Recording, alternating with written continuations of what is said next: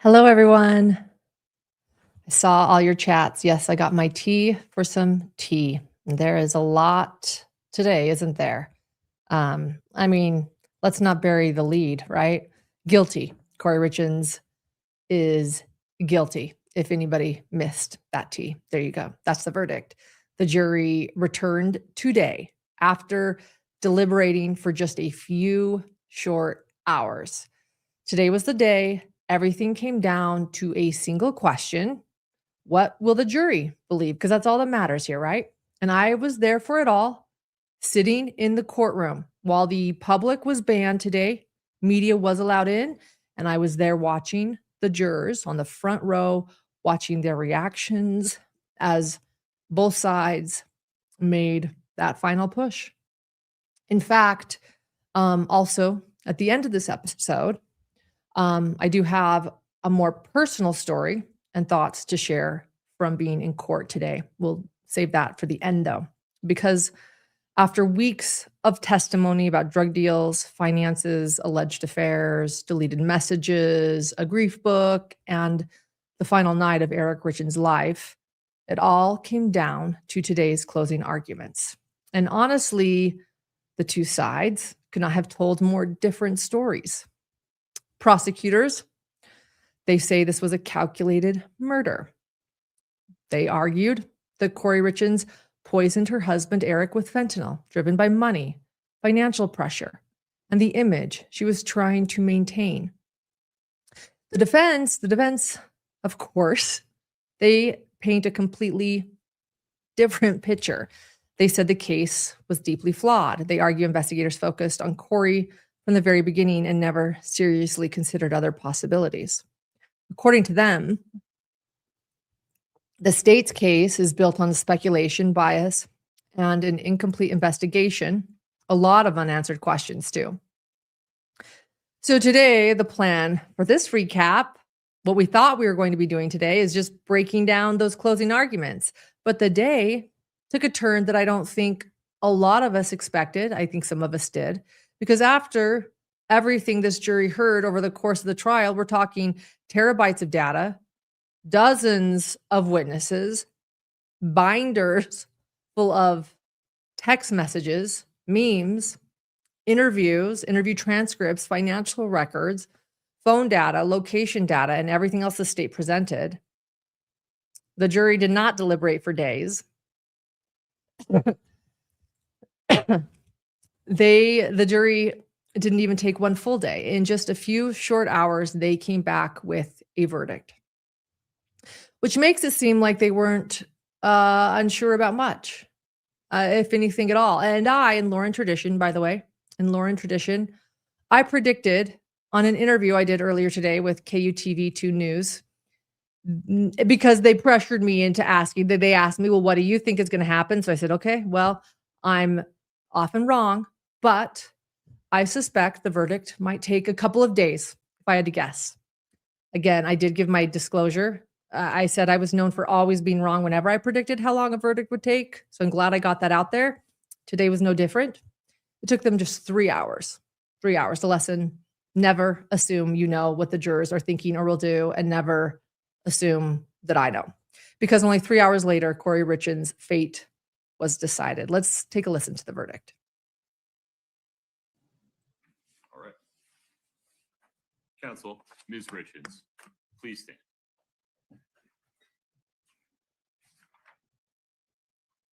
Count 1, aggravated murder. We, the jury, unanimously find that the defendant, Kouri Richins, is guilty of aggravated murder.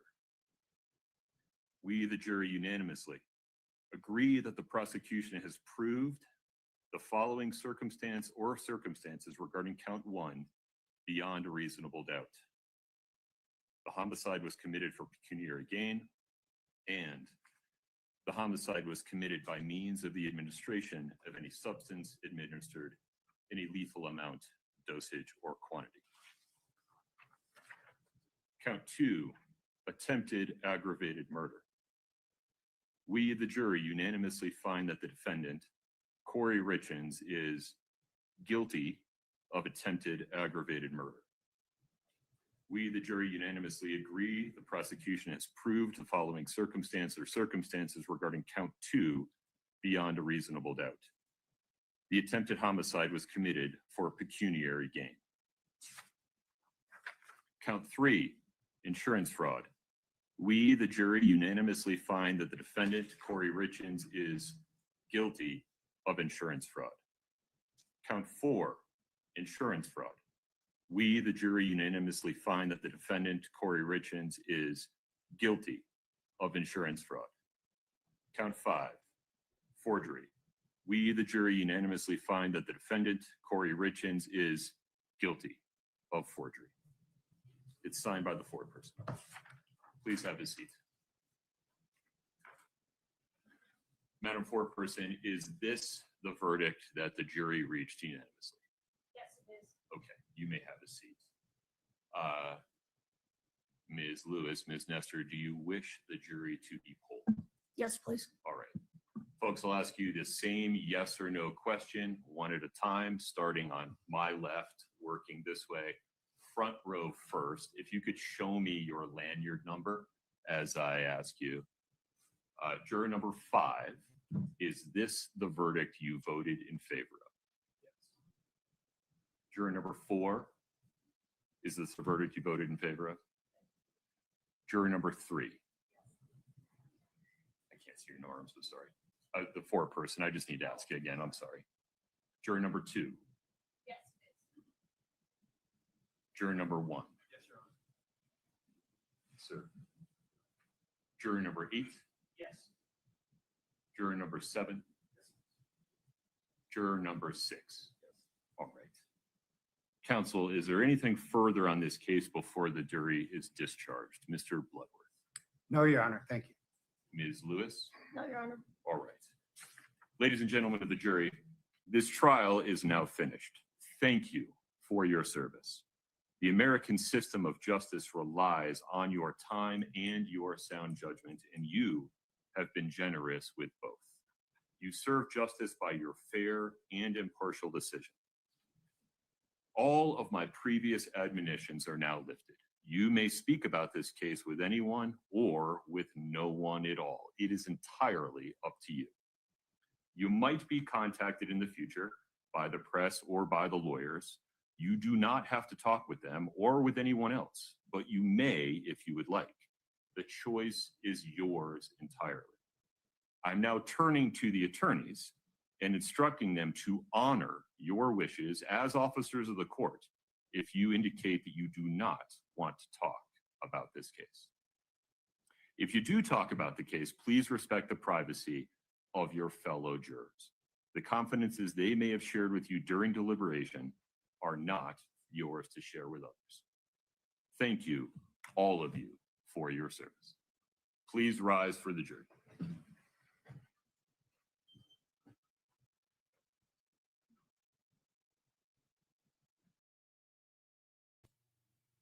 Wow. I'll share some things I saw during that verdict. I was right there, just feet from Kouri. Is my mic okay? By the way, you guys saw me getting cozy there. And if that's any hint to the long show we have, there you go. I needed to get cozy. A few things I saw during that verdict.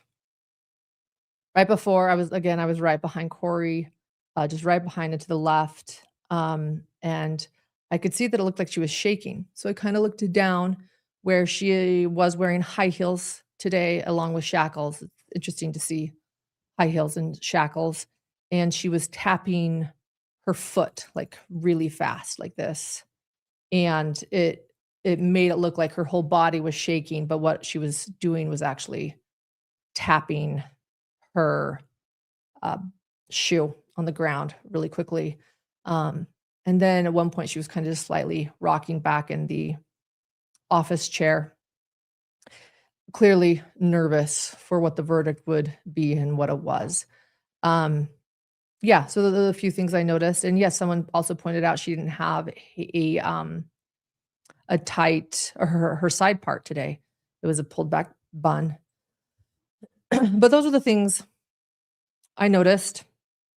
It was very, very heavy, very palpable. Again, realize that everyone in there, for the most part, minus the media on the front row, is either related to the defendant or knows Eric Richins. And so, it was heavy. I'm going to talk more about that later. Again, some moments I had while waiting for the verdict is what I will share at the end of the show. So that's it, though. The jury found that the state proved its case beyond a reasonable doubt, and Kouri Richins was found guilty on all counts. And I don't know about you, but it kind of looked to me, again, like, so Kouri was perhaps disassociating there a bit after the verdict was read. But even though we now know the outcome, I know a lot of you listen to these recaps because you don't have time to sit through hours of courtroom footage. And sometimes it helps to have everything broken down in one place where we can walk through the evidence together, talk about it. So even knowing the verdict, and even though I have a little bit of a cough, thanks for those that stick with me. For those that have a hard time with the cough, I also understand. And you can listen to Spotify or Apple. It's edited there for you just a little bit later. But for those of us that are live, let's go back and break down exactly what both sides argued in their closing statements and the key points that led the jury to the decision they made. And there's a lot, I think, that I would really like to process with all of you. Before we do that, a quick word from one of our incredible trial sponsors, Blissy. I honestly didn't realize how much my pillowcase was affecting my skin and hair until I switched to silk. I just thought frizz and those little sleep creases were part of life, but they're really not. I've been using Blissy silk pillowcases, and the difference is actually very noticeable. My hair is way less frizzy in the morning, and my skin just feels smoother and more hydrated. Silk is naturally cooling and so much gentler than cotton or satin. So you're not tugging at your skin or roughing up your hair while you sleep. And these are really high quality, 100% mulberry silk. So they feel luxe, but also practical. Plus they're machine washable, which is huge. Because you're a listener, Blissy is offering 60 nights risk-free plus an additional 30% off when you shop at blissy.com/hidden. That's BLISSY.com/hidden. And use code HIDDEN to get an additional 30% off. Your skin and hair will thank you. So when the jury came into the courtroom, Judge Mrazek first explained some logistics. He said that when it was time for deliberations, the jury would receive a computer containing the evidence that had been admitted during trial. And I'm not sure how much they actually utilized that given how quickly they came back to a decision, but they did have access to it all. Judge Mrazek also explained that the prosecution would go first, the defense would follow, and then the prosecution would be allowed to give a rebuttal closing argument. Judge Mrazek told jurors they had two main duties in this case: to decide what the facts were based on the evidence presented during trial and to apply the law to those facts and determine whether the prosecution had proven the defendant guilty beyond a reasonable doubt. He told them that if there was a real possibility that the defendant was not guilty, then they were required to return a verdict of not guilty. They also could not consider the fact that Kouri didn't testify as evidence of guilt during deliberations. And after that, the judge moved on to explaining the charges. Count 1, aggravated murder. For that charge, the state had to prove that Kouri intentionally and knowingly caused the death of Eric Richins. Count 2, attempted aggravated murder. That charge alleges that Kouri attempted to intentionally or knowingly cause the death of Eric Richins. Count 3, insurance fraud, which alleged that Kouri, with the intent to deceive or defraud, intentionally devised a scheme to obtain something of value exceeding $5,000. $5,000. Count 4 was another insurance fraud charge, and count 5 was forgery. After that, Prosecutor Bloodworth stood up to begin the state's closing. He started by talking about Kouri's background. Bloodworth told the jury that Kouri's father had gone to prison and that her mother struggled with alcoholism and gambling, and that both of them traded parenting for those things. According to Bloodworth, Kouri wanted to appear privileged and present a certain image, just like the people she used to clean houses for in Park City.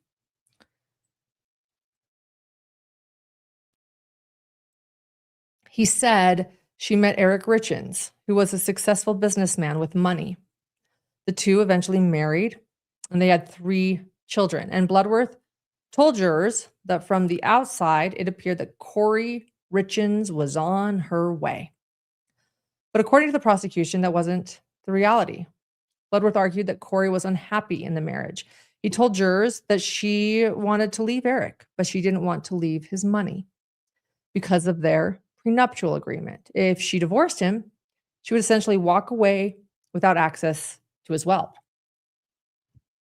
But Bloodworth then pointed to financial decisions he said showed strain in the relationship. He told jurors that Kouri had taken $250,000 in equity out of their home without Eric's knowledge so she could fund her own business and make enough money to eventually leave him. And according to the prosecution, Kouri created what Bloodworth described as a facade of being a successful businesswoman. But Bloodworth argued that the reality was different. He said that she had gambled other people's money and that her business was struggling financially. And he told the jury that during this time, Kouri was spending more time with another man, Josh Grossman, more time with him than she was with her husband, Eric. Bloodworth said that, excuse me. Bloodworth said that Kouri envisioned a future where she and Josh would live in the Midway Mansion, run it as an event center, farm the land, and raise children there together. But according to the prosecution, she didn't have the money to leave Eric and make that happen. At that point, Bloodworth displayed the 5 charges against Kouri on screen for the jury. He told them that he was going to go count by count and element by element to show how the state believed it had met its burden of proof for each charge. Bloodworth argued that the evidence showed Kouri caused Eric Richins' death by purchasing illicit street drugs from Carmen Lauber. He began walking through the charges and highlighting pieces of evidence. At one point, he showed the New York life insurance policy and reminded jurors about testimony that Kouri had changed the beneficiary information on Kouri Richins' insurance policy. That's Eric's business partner. And according to Bloodworth, she didn't understand the policy at first and ended up changing the information back. Bloodworth then moved into the topic of the drugs. He told jurors that Kouri had asked 2 people, Hayden Jeffs and Carmen Lauber, about obtaining what she referred to as the Michael Jackson stuff. That phrase referred to the drug that had caused the death of Michael Jackson, which was widely known to be a powerful and potently fatal substance. It killed Michael Jackson.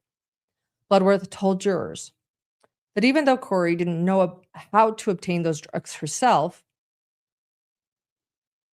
she wanted them because they were lethal. As he put it to the jury, she wanted lethal, fatal death. Bloodworth said that Kouri wanted the appearance of a perfect life. She wanted it, though, with Josh Grossman. And before that could happen, she needed Eric to go away. Bloodworth then played part of the jailhouse interview detectives conducted with Rob Crozier, the man prosecutors said had obtained the drugs and passed them to Carmen Lauber. He told jurors that digital forensic evidence showed communication between Kouri and Carmen about obtaining the drugs. Bloodworth displayed mapping data and a timeline, arguing that it showed what he described as an extraordinary amount of communication between Kouri, Carmen, and Rob during the relevant time period. He then argued that the evidence showed Kouri ultimately killed Eric by giving him fentanyl in a Moscow Mule and a lemon drop shot. Bloodworth also referenced Kouri's orange notebook journal, telling jurors that she had written about the drinks there. He said he would discuss that journal more later in his closing. Next, Bloodworth pointed out that the official cause of death listed on Eric Richins' death certificate was fentanyl toxicity. He told jurors that based on the evidence, Eric ingested the fentanyl either through the Moscow Mule, the lemon drop shot, or possibly both. And Bloodworth reminded jurors that all of the medical experts testified that the extraordinary amount of fentanyl found in Eric's stomach indicated oral ingestion, meaning that it had been swallowed rather than injected or absorbed, rather than being injected or absorbed another way. He also mentioned that ginger beer had been found in the trash, which he argued helped corroborate the presence of Moscow mules that night. Bloodworth continued, explaining that the fentanyl found in Eric's stomach pointed to oral ingestion. I keep saying indigestion. Ingestion, ingested it orally. Eric's stomach, it pointed to oral ingestion, which he said lined up with the theory that it had been placed in a drink. He reminded the jury that Dr. Christensen had explained this during the recorded phone call with Kouri, where he told her that the amount found suggested oral ingestion. Bloodworth also referenced the testimony of Ms. Peterson, who explained that norfentanyl was found in Eric's toxicology results. And according to her testimony, norfentanyl is the marker of illicit fentanyl, meaning it did not come from a legitimate prescription source. It's illicit. Bloodworth argued that this finding tracked with the prosecution's theory that Kouri obtained illicit street drugs. Eric's toxicology report also showed the presence of quetiapine, a medication commonly used as an antipsychotic or sleep aid. Bloodworth then played the audio recording of Kouri's phone call with Dr. Christensen at the medical examiner's office. And during that call, Bloodworth argued that Kouri acted like she didn't know what quetiapine was, even though it was a medication prescribed to her. According to Bloodworth, she pretended not to know what the medication was in order to cover up the possibility that she had given Eric that drug as well. He told jurors that she feigned ignorance during the call. Bloodworth then moved to something else he said showed inconsistencies with Kouri's story. He pointed out that in her orange journal and even in the walk the dog letter, Kouri wrote that as soon as she realized Eric was cold, she immediately dialed 911. But Bloodworth told jurors that the evidence presented during trial showed that was not what actually happened. He pointed out that Kouri had claimed she went into Ashton's room before discovering Eric, but Bloodworth told the jury that there was no evidence showing that actually happened. Instead, according to the phone data, Kouri had returned to the bedroom, unlocked her phone, and put it on speaker. But Bloodworth told jurors that there were no call detail records showing a call at that time. He suggested that it was possible she called someone using Wi-Fi, which wouldn't appear in the call detail records from the phone carrier. However, he argued that those calls could have appeared on the phone itself if the phone data hadn't been deleted. At that point, the defense objected, arguing that Bloodworth was referring to facts not shown in evidence. But before the defense attorney could fully finish the objection, Judge Mrazek overruled it immediately and told Attorney Lewis to sit down. It was a moment. Bloodworth then continued walking through the phone activity timeline. He told jurors that Kouri unlocked her phone multiple times during the time Eric was unresponsive. According to the data, she unlocked the phone at 3:08, 3:10, 3:15, 3:19, and 3:29 a.m. Then, 15 minutes later, she called 911. Bloodworth emphasized that 15 minutes was not immediately. He suggested to the jury that during those 15 minutes, Kouri may have been staging the scene. Then he moved into the 911 call itself. Bloodworth reminded jurors that during the call, the 911 operator asked Kouri if she had the phone on speaker so that she could perform CPR. Kouri said yes, but Bloodworth argued that the evidence showed the phone was actually on the receiver, not the speaker. So that raises the question. If the phone was not on speaker, how could she have been performing CPR while also holding the phone? Solid point. Bloodworth really was bringing it home for me. Then Bloodworth told jurors that as they listened to the 911 call again, this was interesting. If they listened to the 911 call again, they should think about something.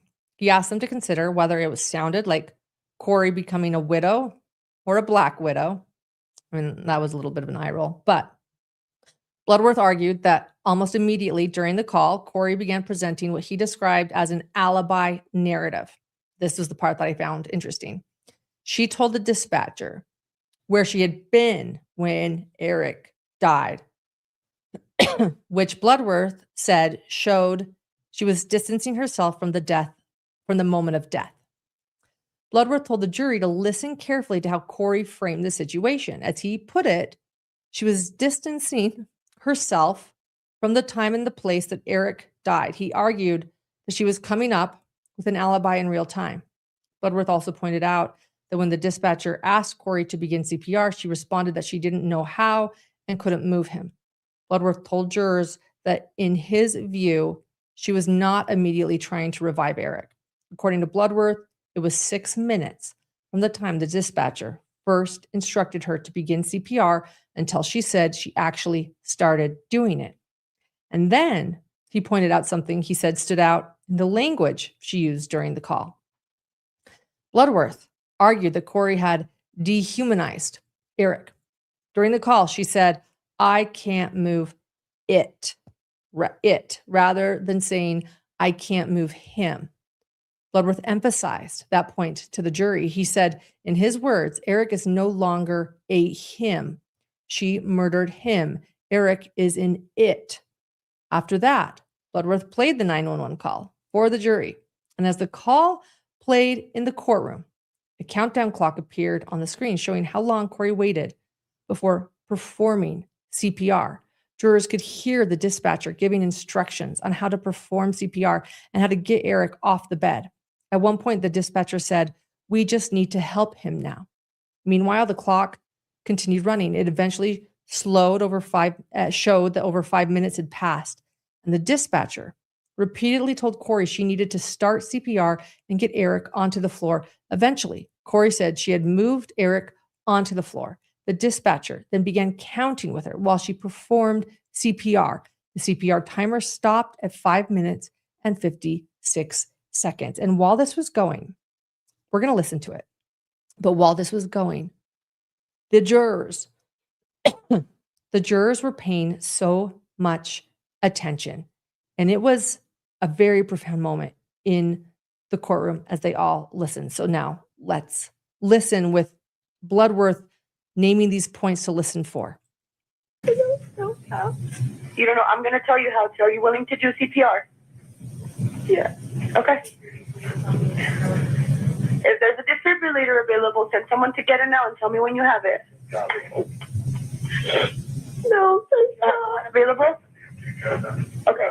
I'm sending the paramedics to help you now. Stay on the line and I'll tell you exactly what to do next, okay?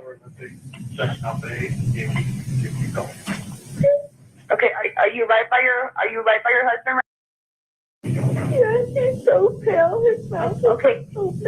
Okay, listen carefully. Are you able to lay him on the floor or the ground? On the ground? I'm shaking. I can't touch him. I can't.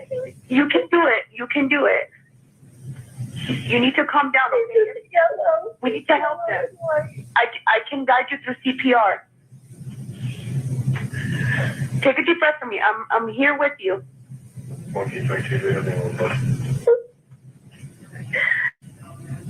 doesn't have a pulse. He doesn't have a pulse. No. There's no pulse.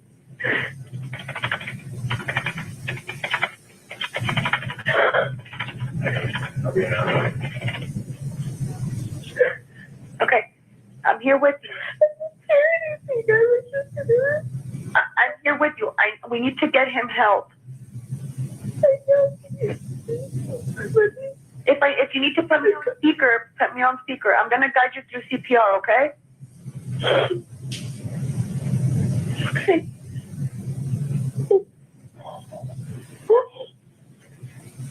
Tell me when you've done that. Okay, I'm ready. You're ready? Okay, he's on the floor? He's on the bed. Okay, are you able by any chance to move him on the floor? Let me try.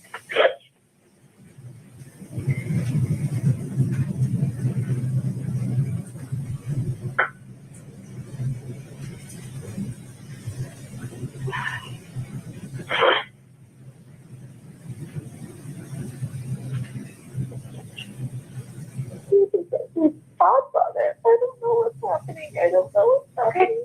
I'm here with you. You're not able to move him to the floor? Go out. Come in here. Oh my God, my sister. You're not able to move him to the floor? Just listen carefully. carefully. We just need to get him on the floor. Don't worry about hurting them. Tell me it's a daddy. Is he still on the bed? Yes. Okay, if there's a sheet or a blanket under them, can you loosen it from the mattress? Yes. Okay, stand at the side of the bed closest to them and remove anything under their head. Okay. Okay? I need you to pull the sheets towards you and slide them off the bed. Don't worry about him falling. We just need to help him now. Okay. Tell me when he's on the floor.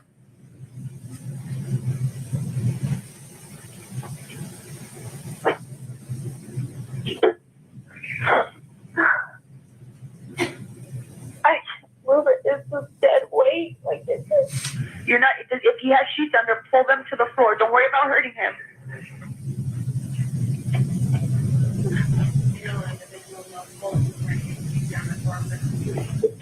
Can you please send somebody? Okay, I have the ambulance that's on the way. Okay, there's another way to do this, okay? Grab their feet. Grab his feet. Okay. Slide them towards you until they're just off the bed.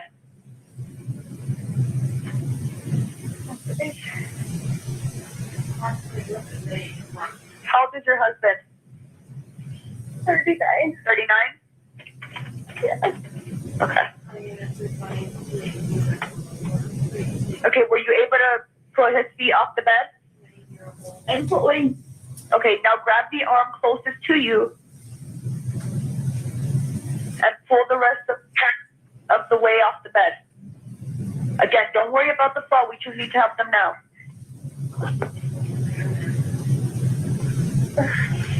I have the ambulance on the way. I just need you to do this, okay? So we can get the help for him. Okay. When they arrive, they'll take over. We just need to start CPR now. You are doing great, okay? I just need you to get him on the floor. Okay, it's on the floor. You got him on the floor? Yeah. Okay, listen carefully, okay? Make sure that there's nothing under his head. Is he laying flat on his back? Yeah. Okay. Okay, just listen carefully and I'll tell you how to do chest compressions, okay? Okay. Place the heel of your hand on the breastbone. This is in the center of the chest, right between the nipples. Okay. Put your other hand on top of that hand. Okay. Okay? Start pumping the chest hard and fast, at least twice per second, and 2 inches deep. Okay. Okay, start counting out loud so I can count with you, okay? We're gonna count 1, 2, 3, 4, okay? Let me know when you're ready. 1, 1, 2, 3, 4.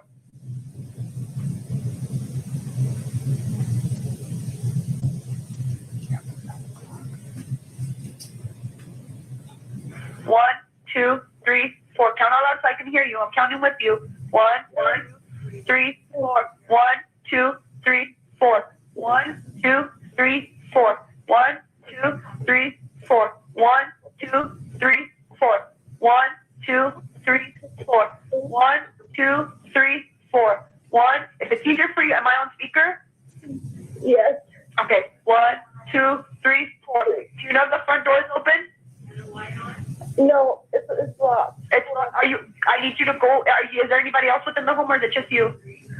It's all my kids. Okay. Are one of them old enough to go unlock the door? Yeah, it's unlocked. It's unlocked now? Yeah, he's here. He's there. Okay.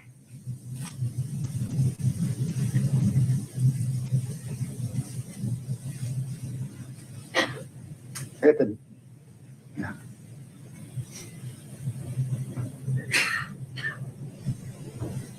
The protesting. Yeah, that was I don't know why that was to me one of the most profound moments of closing arguments by the prosecution. It wasn't great, and I saw how she was painting that alibi. It was, interesting.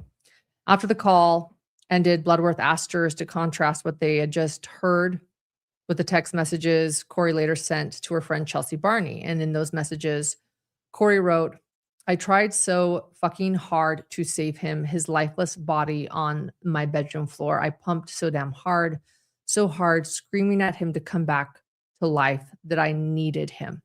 End quote. Bloodworth told jurors that none of that happened. According to him, those messages were self-serving and part of an effort to cover up her involvement in Eric's death. Bloodworth also said that when Kouri called Eric's father and his sister, she began those conversations by saying, "I wasn't there, it wasn't me." Bloodworth told jurors that when investigators asked Kouri to explain what happened that night, her version of events started with the drinks. As Bloodworth put it, quote, "For Kouri, that's when it began with the Moscow mules," end quote. He then tied the timeline back into what the prosecution argued was her financial motive. And Bloodworth said Kouri's plans for the Midway mansion fit into what he described as her dream of living there with Josh Grossman, running it as an event venue and raising children there. But Bloodworth told jurors that Kouri didn't fully understand Eric's finances. According to him, she didn't realize the home was in a trust, which meant she couldn't simply sell it. He said she also didn't understand the buy-sell agreement or the life insurance structure, which meant that the money went to the trust, not directly to her. Bloodworth argued that the morning Eric died, Kouri already had a plan for how she was going to spend Eric's money without realizing that much of it was actually controlled by the trust. He also reminded jurors about testimony that after Eric's death, Kouri asked Josh Grossman if he had ever killed anybody and how it made him feel. Bloodworth suggested that she asked that question because, well, she was trying to work through her own feelings about killing Eric. Then he brought up the walk the dog letter. Bloodworth told jurors there was a lot to unpack in that letter, and isn't there? He argued that by the time Kouri wrote it, she had already been arrested for Eric's murder and that investigators knew about the fentanyl. And according to Bloodworth, the letter was an attempt to explain away the fact that she purchased fentanyl. And the way she did that, he argued, was by blaming Eric. Bloodworth pointed out that she had never told EMTs, paramedics, Dr. Christensen, or anyone else that she had purchased fentanyl for Eric, which was the explanation she later included in that letter. He told jurors that story didn't appear until much later. Bloodworth argued that it was a fabricated story and suggested she wanted her brother to testify to support it. He also pointed out what he described as other inaccuracies in the letter. For example, the letter claimed that she lost control and ran to the bathroom to throw up when EMTs arrived, but Bloodworth told the jury that the evidence presented during the trial did not support that version of events. Bloodworth then showed the body camera footage from the responding officers, and in the video, jurors did not see Kouri running to the bathroom. Bloodworth told the jury that when people make up stories, their retelling is often inconsistent. He pointed to an entry in Kouri's orange notebook, aka journal, where she wrote that the celebratory drink happened in the bedroom, not in the kitchen. Bloodworth said that detail conflicted with other parts of her story. In the orange notebook, Kouri wrote that Eric was on the phone when she went into her son's bedroom around 9:30 to 9:45 p.m. But Bloodworth said Eric's phone activity told a different story. According to the phone data, Eric was off the phone before 9 p.m. Bloodworth also pointed out another inconsistency. In the orange notebook, Kouri wrote that Eric was awake when she went into her son's bedroom, but in messages to her friend Chelsea Barney, Kouri said Eric was asleep when she went into the room. Bloodworth told the jury that her story was inconsistent with the details and argued that this showed much of it was fabricated. He then mentioned the text messages that had been presented during the trial. Bloodworth pointed out that all of those texts were recovered from other people's phones, not from Kouri's phone.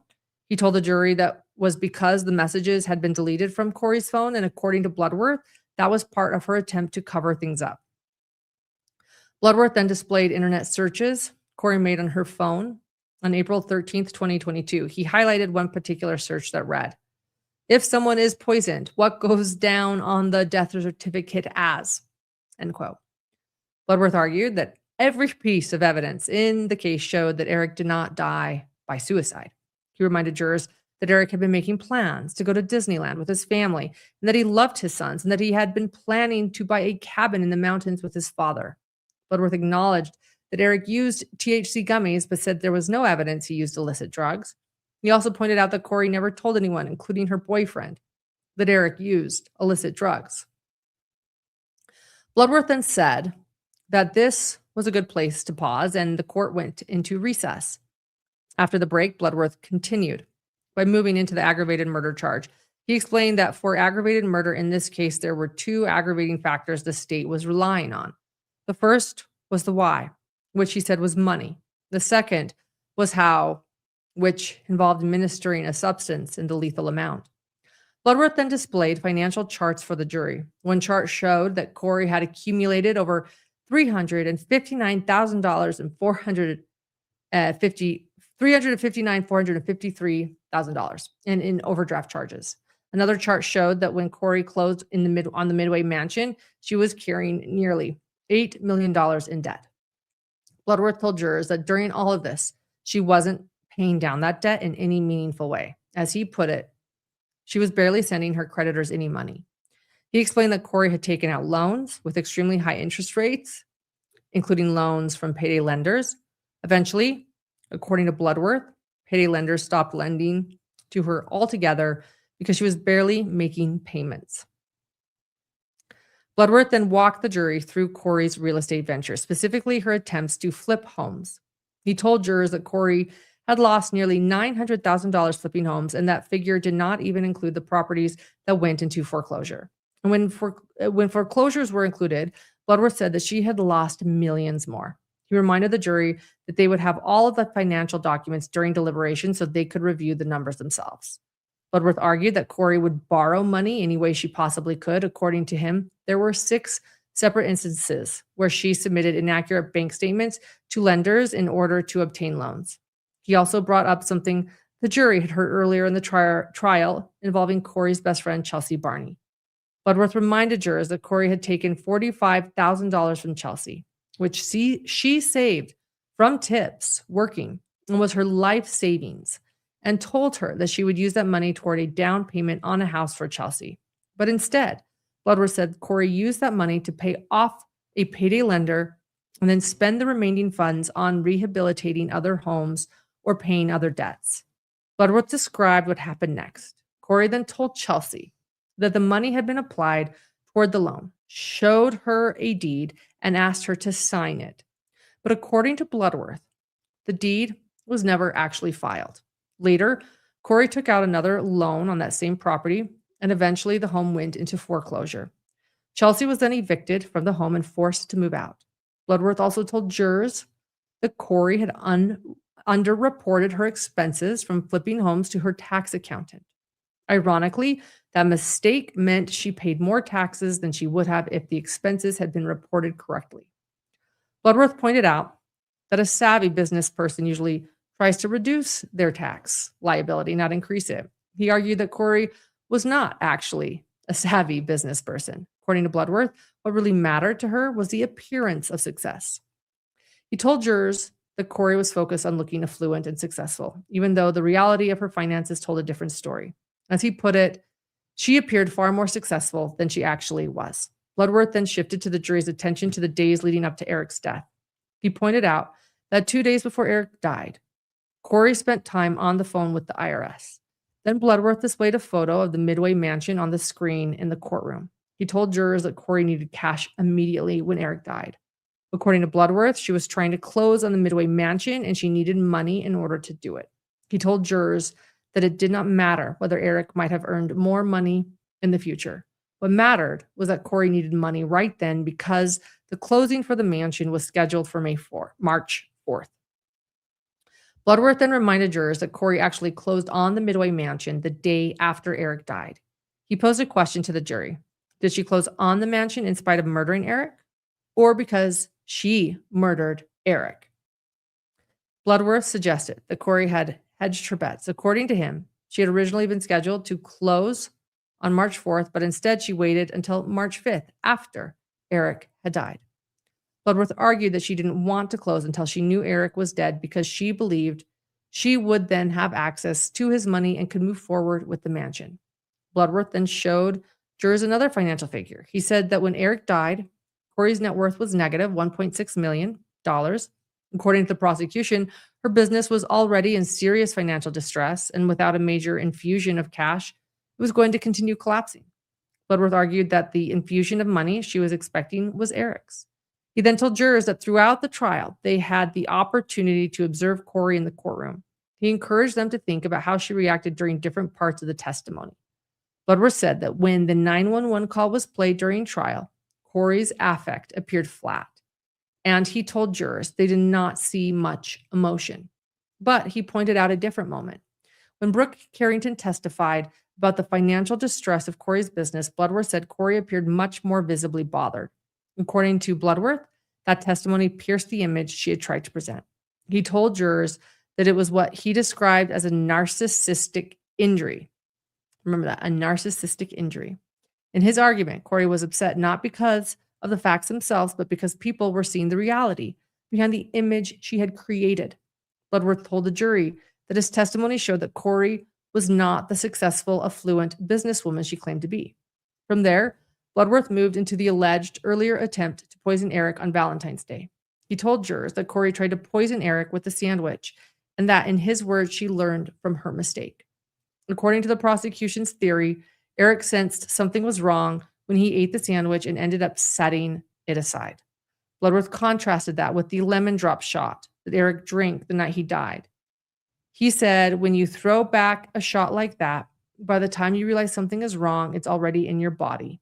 Another thing Bloodworth argued was that Kouri intentionally distanced herself from what he called the dirty deed. He pointed out that when she allegedly attempted to poison Eric earlier, she had left the county. And when Eric ultimately died, she left the bedroom. According to Bloodworth, that allowed her to later call 911 and claim she wasn't even there when it happened. The prosecution also showed cell phone tower mapping to the jury. This mapping displayed the timing and locations of messages between Kouri and Carmen Lauber. Bloodworth said the evidence showed Carmen obtained the drugs from the Maverick in Draper and that there was also active communication with Robert Crozier during this time. Bloodworth reminded jurors that Kouri had called the IRS twice within the 3 days leading up to the alleged attempt to murder Eric. He also pointed out that she had called the Mirror Lake Diner to order what he referred to as the potentially fatal sandwich. According to the state, Kouri ordered the sandwich and then picked it up herself.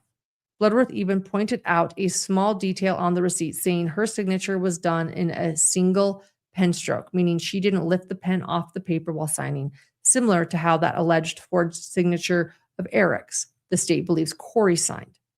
Then Bloodworth pivoted to something a little more psychological.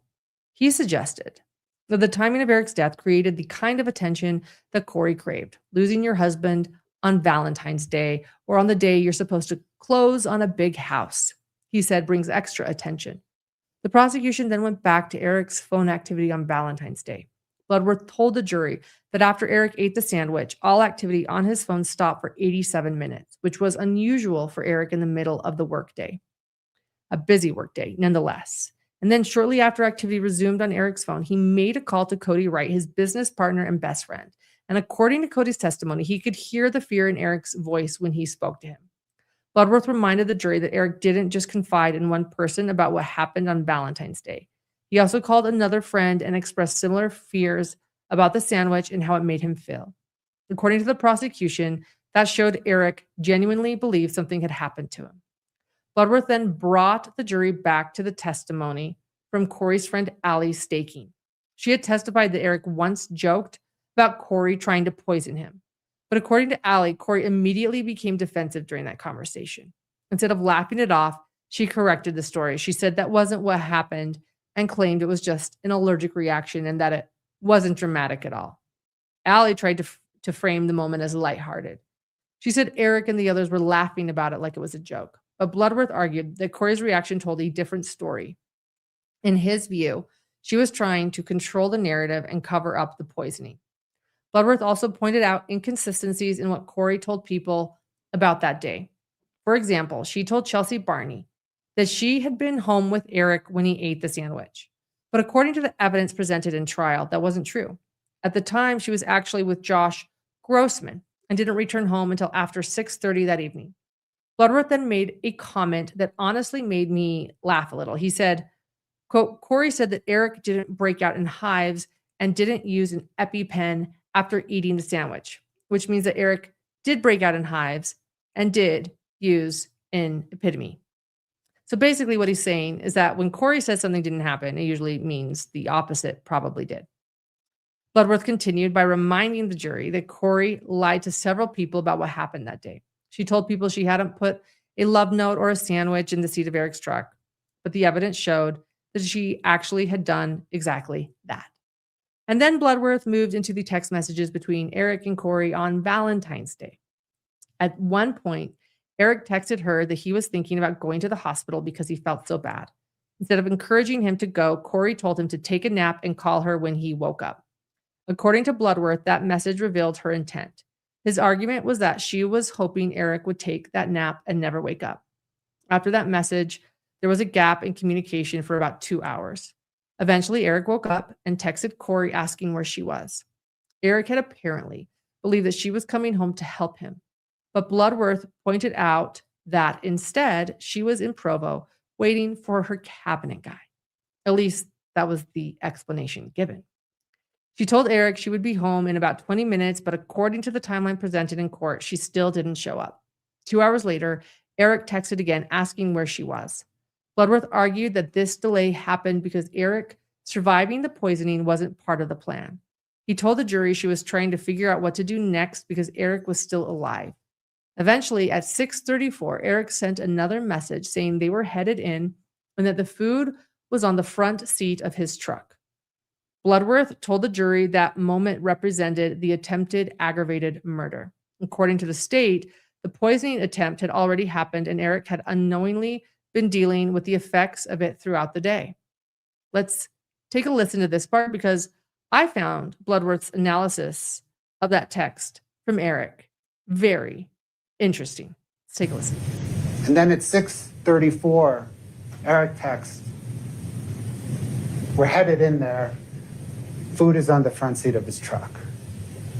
The same place she left the poisoned sandwich with the love note. Eric Richins is telling her, I know what you did.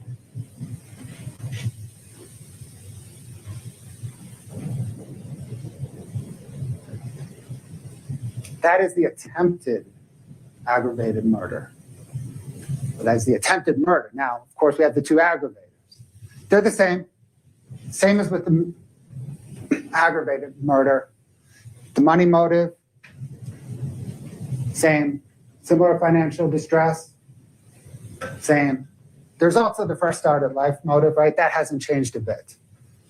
Josh Grossman, it's Josh Grossman on Valentine's Day, and it's Josh Grossman on March the 4th. Money motive the same, fresh start at life motive the same.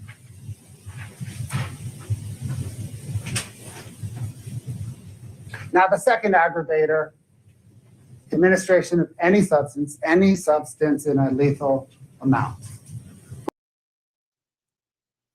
So one thing that I had mentioned in our last video and something I noticed during trial was that it didn't seem like the allergic type reactions to opioids had really been emphasized much, right? But Bloodworth actually did bring that back up during closing. He reminded the jury about Dr. Christensen's testimony during trial. Christensen explained how opioid drugs can sometimes cause reactions that look a lot like allergic reactions. He explained that most allergic reactions happen because the body develops an immune response to some kind of protein like nuts, pollen, or grass. When that happens, the immune system triggers symptoms that can range from mild allergy symptoms all the way up to severe reactions. And with opioids, he explained that it works a little differently. Opioids don't trigger a true immune system allergy. Instead, the drugs themselves can directly activate certain cells in the body that cause symptoms that look like allergic reactions. Because of that, some people who regularly take opioids actually and will take medications like Benadryl at the same time to reduce those symptoms if they know their body reacts that way. Christensen testified that most people who take opioids don't have that reaction, but some people definitely do. And when he was asked directly if someone who didn't know they had that sensitivity could take an opioid and develop hives or similar symptoms, he said yes. Bloodworth used that testimony. Excuse me. Bloodworth used that testimony to reinforce the prosecution's theory of the Valentine's Day incident. According to the state, this showed that Kouri attempted to administer illicit street drugs or an opioid to Eric in an attempt to kill him. It just didn't work the first time. From there, Bloodworth told the jury that Kouri's motives were simple. He said the motives were money and a fresh start in life with Josh Grossman. After laying that out, he transitioned into the remaining charges in the case, which included insurance fraud and forgery. He displayed several insurance documents for the jury and pointed out changes that had been made to information on those forms. He showed the life insurance application for Eric Richins that had been submitted just weeks before Eric died. According to Bloodworth, Eric did not actually sign that application. He reminded jurors about the testimony from the handwriting expert, who said the signature was likely a simulated forgery. Bloodworth argued that the insurance application itself was fraudulent and part of a larger scheme the state believes Kouri was carrying out. He also pointed out something he said showed deception on Kouri's part. On one hand, she claimed she didn't know where the fentanyl that killed Eric came from. But on the other hand, the evidence showed she had obtained drugs through Carmen Lauber. Then he addressed the forgery charge more broadly and made a comment that stuck out. Bloodworth told the jury that Kouri was a taker, not an asker, but a taker. The point he was trying to make was that instead of asking for things directly, she would manipulate situations to get what she wanted. And from there, Bloodworth shifted into another motive the state had presented during the trial. According to the prosecution, Kouri didn't just want money. She also wanted a fresh start. To illustrate that, he showed text messages Kouri sent to Josh Grossman the day after the alleged attempted murder on Valentine's Day. In those messages, she told Josh that she wanted to marry him. In one message, she wrote that if he could just go away, meaning Eric, life would be better, referring to Eric. Bloodworth also showed messages Kouri was sending to both Josh and Eric around the same time. Regarding the closing on the Midway property, he pointed out the contrast between the conversations. In the text with Josh, she sounded excited and upbeat. But in the text with Eric, he said she seemed dismissive and short with him. Bloodworth then talked about Josh Grossman's testimony. He told the jury that Josh loved Kouri and believed she loved him too. Bloodworth reminded them that they had seen Josh testify in court and described him as completely devastated. He said it was obvious from the stand that Josh had been gutted by everything that had happened. And before wrapping up his portion of the closing, Bloodworth reminded jurors of something important. He told them that as they listened to the defense's closing argument, they should only consider the evidence that had actually been admitted during trial. And with that, Bloodworth finished the state's closing argument. And right after he sat down, defense attorney Lewis asked the judge if they could address something outside the presence of the jury. The judge agreed and excused the jurors from the courtroom. And I do want to say, too, I thought the prosecution did an excellent job. I feel like they connected the dots of the evidence that is mostly circumstantial in this case. This case is based on circumstantial evidence with dots that need to be connected to make sense and to find Kouri Richins guilty. I thought they did an excellent job of that. I was looking forward to what the defense has to say, though. And before we get into a little bit more, just another quick word from another one of our amazing trial sponsors. We are so grateful for them. Running a business sounds glamorous until you're the one buried in onboarding docs, payroll, and trying to figure out tax forms late at night thinking there has to be a better way to do this. And that's where Gusto comes in. Gusto is online payroll and benefits software built for small businesses. It's all in one, remote friendly, and incredibly easy to use. So you can pay, hire, onboard, and support your team from anywhere. It handles things like automatic payroll, tax filing, direct deposits, and even benefits. So instead of chasing paperwork, you can actually focus on growing your business. And I love that it includes built-in tools for onboarding and HR support, which honestly saves so much time and stress. Try Gusto today at gusto.com/hidden and get 3 months free when you run your first payroll. That's 3 months of free payroll at gusto.com/hidden. One more time, gusto.com/hidden.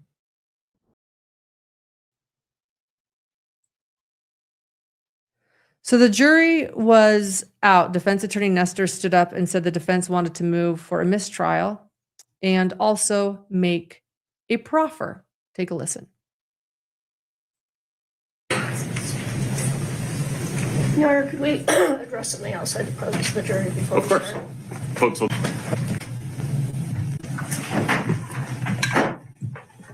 Your Honor, at this point, we'd like to make a motion for mistrial and make a proffer on it. First of all, at multiple points in the prosecution's closing, he made efforts to dehumanize the defendant. In fact, calling her a black widow, comparing her to a deadly spider, calling her a narcissist when there's been no evidence introduced to support that, no expert testimony, nothing of the nature. Furthermore, it's completely improper for the prosecution to comment on her demeanor while she sat at counsel table. That's a comment on her failure to testify. Asking the jury to take into consideration facial expressions, which in his opinion may or may not have happened. I don't know what he's basing that on, but it's improper, and it's our suggestion that is a comment on her failure to testify by revealing what her response to testimony was, is calling upon her to testify in this case. Furthermore, in the closing, there was wild speculation on what was in Kouri Richins' mind, completely made up by Mr. Bloodworth with no evidence whatsoever to support it. Also, Mr. Bloodworth wrongly told the jury that giving any illicit street drugs to Mr. Richins was sufficient to support aggravated murder. That, in fact, is not true. The only drug that would support aggravated murder would be fentanyl. What he said to the contrary is not consistent with the court's instructions, and we would ask that that be corrected with a curative instruction, that they should follow the court's instructions on what it takes. It would not be sufficient if she bought some other type of drug that did not cause his death. That's just not the law.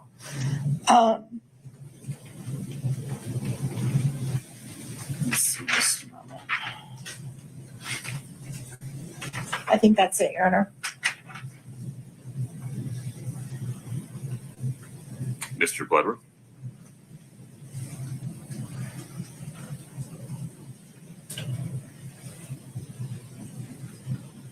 Forgive me. I need a little bit more detail as I go through these. Yeah.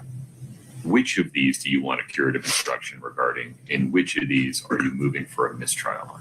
I'm moving for mistrial on all of it, Your Honor. The curative instruction, I think, is required by the wrongful information that giving him any illicit street drug is sufficient to support aggravated murder.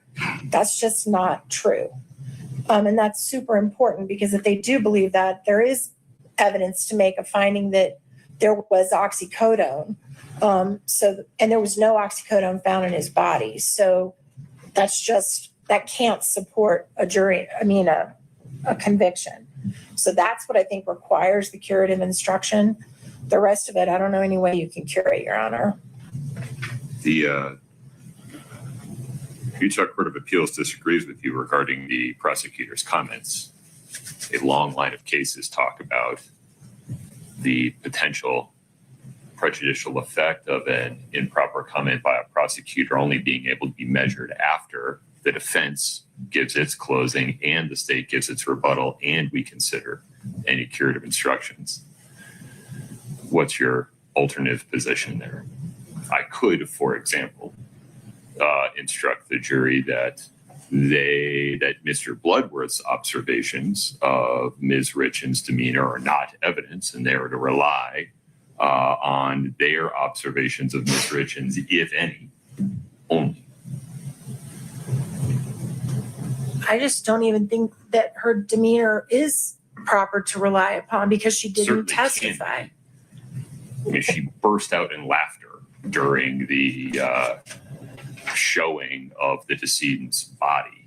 I don't think it would be appropriate for me to tell the jury you can't possibly consider that. I'm sorry, but I have no idea what you're talking about. I totally trust you, but I have no recollection of any laughter when his body was No, shown. it was a hypothetical, Ms. Nestor. Oh, to thank probe goodness. the bounds of your categorical statement that the jury Good. can never consider the defendant's demeanor. I'm sorry. I thought you were saying she did that, and I was just horrified. Please So stay focused. but I am focused. I just misheard you.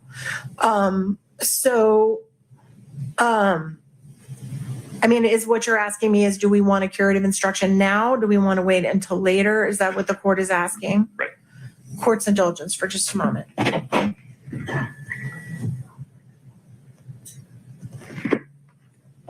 Okay, I think we do want it now, if we can get one now. Let's hash that out for a second. What I proposed was an instruction that the jury may rely on their own observations, if any, of Ms. Richins' demeanor in trial, but they cannot rely on counsel's statements regarding what Ms. Richins' demeanor was.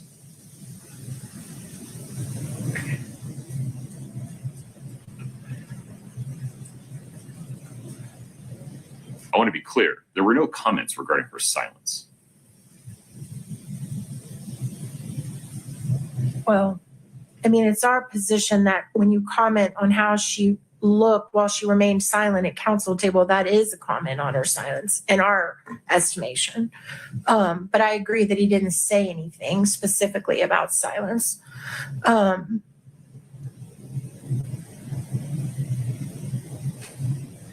That instruction would be preferable to no instruction, I think.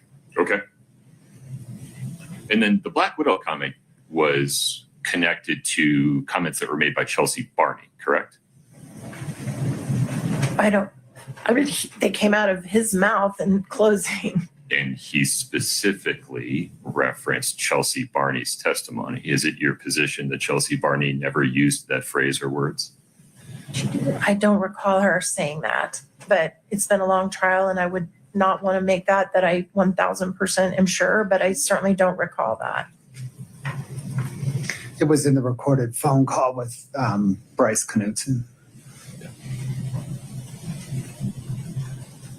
And then everybody is speculating as to defendant's state of mind. It's one of the factual issues that the jury will have to determine according to circumstantial evidence, because as we instruct them, there's no direct evidence of what's in her mind.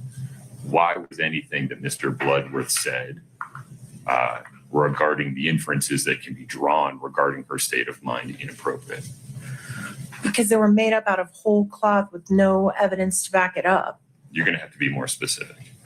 So he went to great lengths to fantasize about what she was thinking about when there's been no evidence to that. He could have certainly said, look, she could have been thinking this, she could have been thinking that. He didn't. He gave them what was in her mind, which is just based on things he made up in his own head, not based on evidence. Aren't they all based on his view of the evidence that came in at trial? Was there any references to evidence that did not come in?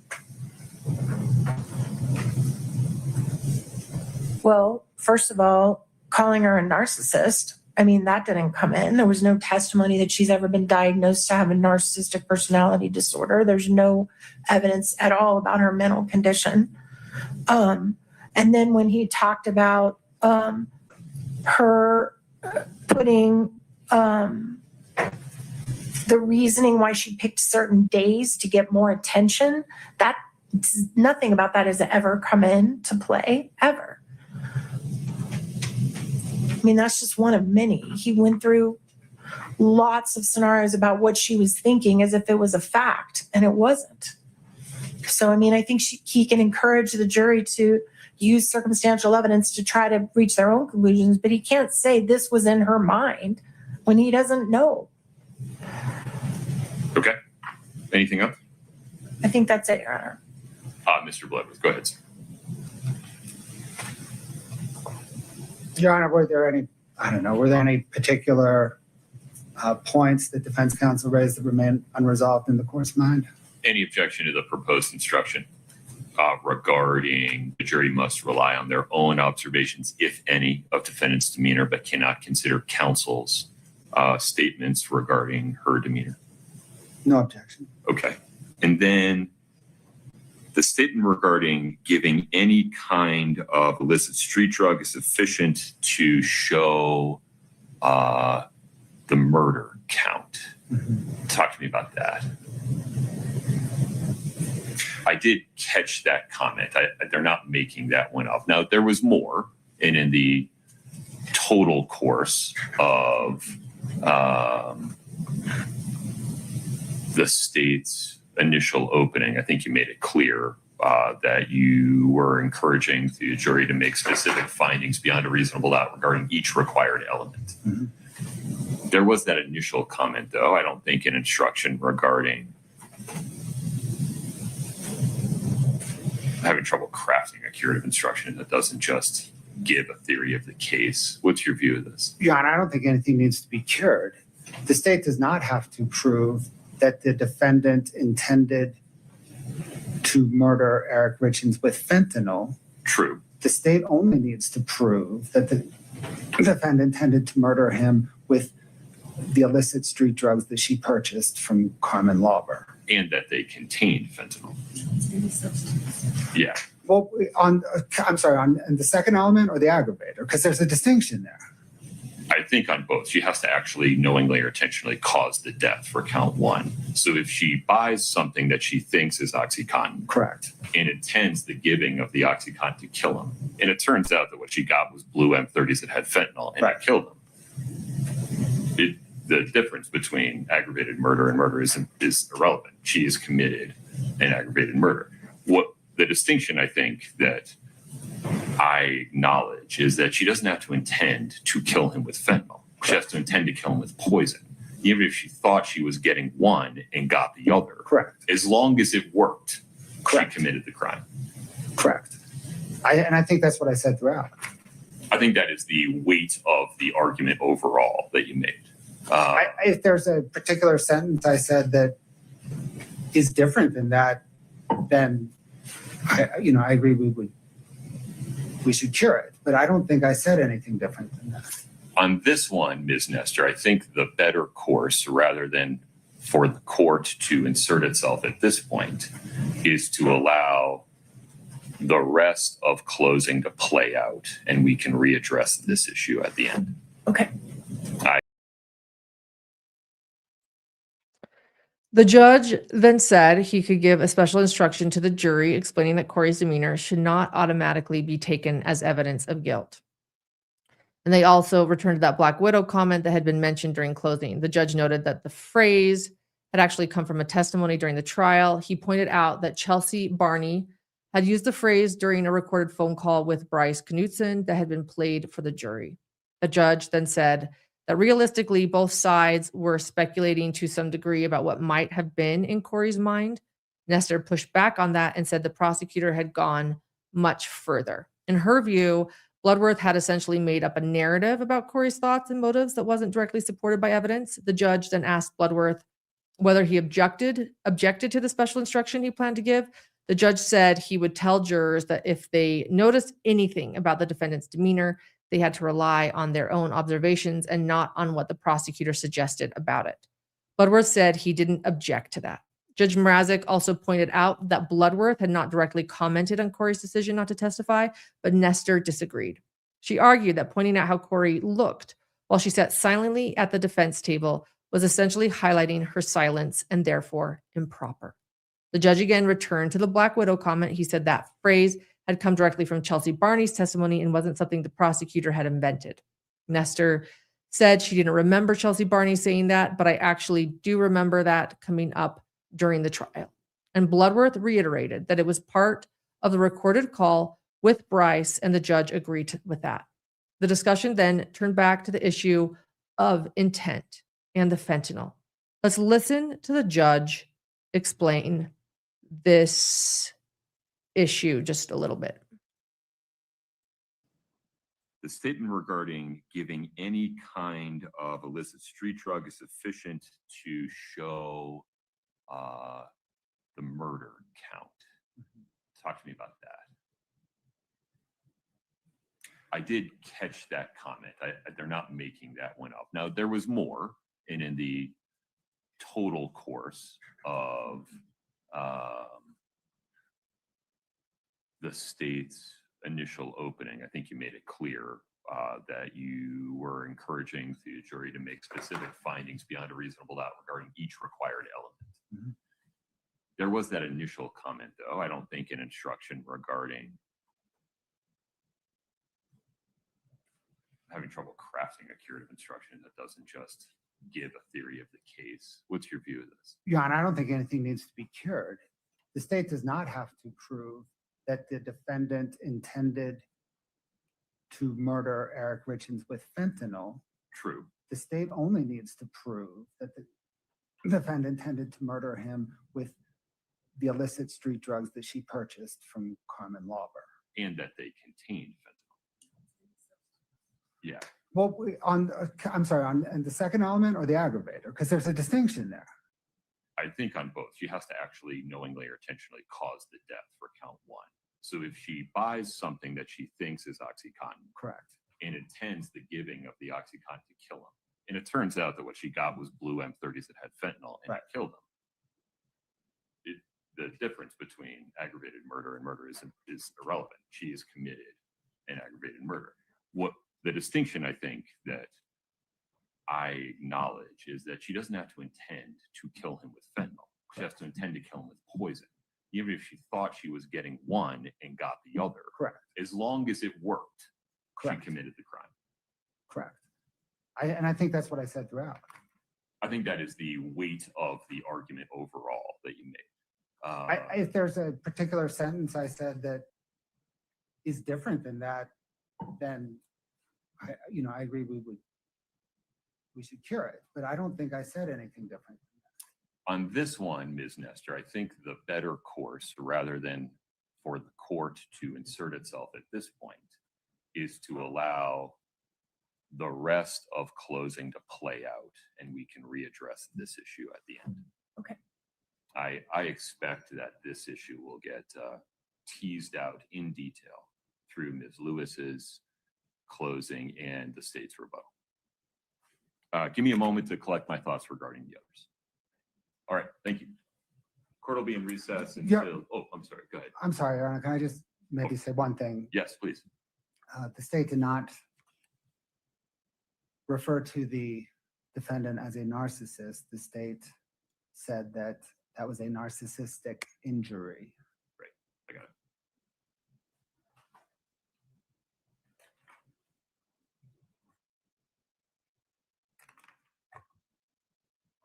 Okay, I'll be back.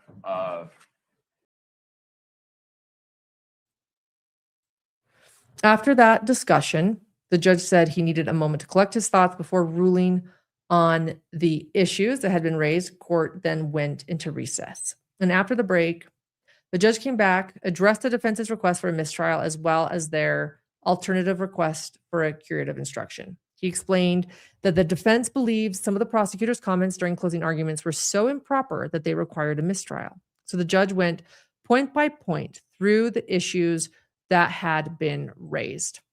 First, he addressed the Black Widow comment. The judge clarified that the statement wasn't referencing an insect. It was referring to the concept of a woman killing her husband for gain. But importantly, he pointed out that the phrase didn't originate with the prosecutor. It came from testimony that had already been admitted during trial. Specifically, it was something Chelsea Barney said during a recorded phone call that had been played for the jury. The judge described it as a rhetorical comment and said it wasn't the prosecutor literally trying to call Kouri a bug or something like that, because the statement came from admitted evidence. He said there was nothing improper about referencing it. Next, the judge responded to the defense's objection about Bloodworth using the phrase narcissist. The defense had argued that there had been no expert testimony diagnosing Kouri with narcissism and that the prosecutor shouldn't have used that kind of label. But the judge clarified that what Bloodworth actually said was narcissistic injury. And it was actually Bloodworth that clarified that, and the judge agreed. It was narcissistic injury. He explained that Bloodworth used that phrase in reference to the moment when Brooke Carrington testified about the reality of Kouri's finances and how that testimony challenged the image of wealth and success she presented publicly. The judge said that phrasing was part of the prosecutor's argument about how Kouri may have reacted emotionally to that testimony, and he did not find it to be unfairly prejudicial. The judge then moved on to the issue of Kouri's demeanor during trial. He acknowledged that jurors are able to observe a defendant while they sit in the courtroom. However, he said he would instruct the jury that if they notice anything about Kouri's demeanor, they should rely on their own observations, if any, and not on the prosecutor's statements about what he believed her reactions were. He reminded everyone that statements made by attorneys during closing arguments are not evidence. The judge also addressed the defense's claim that the prosecutor had improperly commented on Kouri's decision not to testify. He said he did not believe that had happened. In his view, Bloodworth did not comment on her silence or her constitutional right not to testify. He then talked about the broader issue of the prosecutor discussing Kouri's state of mind. The judge said, it is permissible for the state to argue what they believe the evidence shows about a defendant's intent or mindset, as long as that argument is based on evidence that was presented during the trial. He said the defense is free to argue different interpretations of the same evidence during their own closing argument. Finally, the judge addressed the defense's concern about the prosecutor's statements regarding the drug involved in the case. He said that if there was any moment where the state's wording created confusion about count one, it did not rise to the level requiring a mistrial or even a curative instruction at the time. The judge explained that the state did not have to prove that Kouri specifically intended to purchase or administer fentanyl. Instead, the state only needed to prove that she intended to purchase or administer a poison and that the substance ultimately contained fentanyl. He said that point had been made clear throughout the state's closing argument and would likely become even clearer during the defense's closing and the state's rebuttal. And because of that, he decided there was no need for a special instruction to the jury at that moment. And with that ruling, the judge denied the motion for a mistrial. He then brought the jury back in and told them the court would take a recess for lunch before beginning the defense's closing argument. The reason was so the defense would be able to present their entire closing without being interrupted. After lunch, Attorney Lewis stood up for the defense's closing. She began by painting a picture of that morning Eric died in a way that felt human and relatable. She said Kouri's world collapsed the moment she realized Eric wasn't just asleep. He was gone. Lewis reminded the jury that reasonable doubt isn't just a slogan. It's the constitutional protection that stops someone from being punished without proof. She emphasized that it's the state's burden to prove every element of every charge beyond a reasonable doubt. And if there's any other reasonable explanation for what happened, the jury must find Kouri not guilty. She went through March 3rd, 2022, painting it as a normal night of celebration. Kouri and Eric were happy, celebrating their Midway Mansion deal. Lewis said Kouri believed this deal was the culmination of all of her work, the good, bad, and ugly of everything she'd poured herself into. They had a drink, they went to bed, and then Kouri heard her son crying. She went to lie with him on the floor of his room. The defense said this wasn't an alibi. They said it was the truth, and Kouri has never wavered on that detail. When Kouri went back to her bedroom, Eric seemed asleep.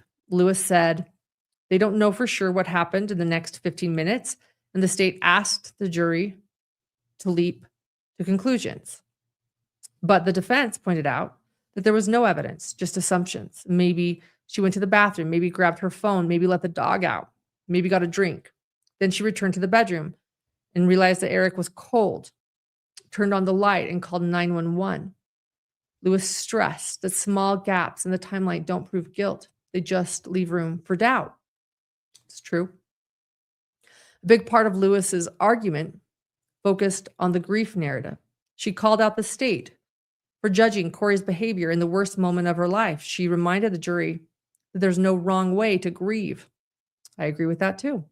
And pointed out that the state had asked them to interpret her actions, how she handled the discovery of her husband's death and telling her children as evidence of guilt. Lewis contrasted the witch and widow image they showed in opening statements with the reality. Kouri on the floor, distraught, trying to navigate telling her young sons that their father was dead. She asked the jury to consider how impossible it is to measure proper grief, especially under those circumstances. Lewis also pushed back on the idea that Kouri was celebrating Eric's death. She said they were celebrating his life and trying to keep it light for the kids. She asked the jury if you can't smile in grief sometimes, pointing out that human nature and experience say yes, you can. You can smile in grief. Finally, Lewis attacked the investigation itself, calling it sloppy and biased.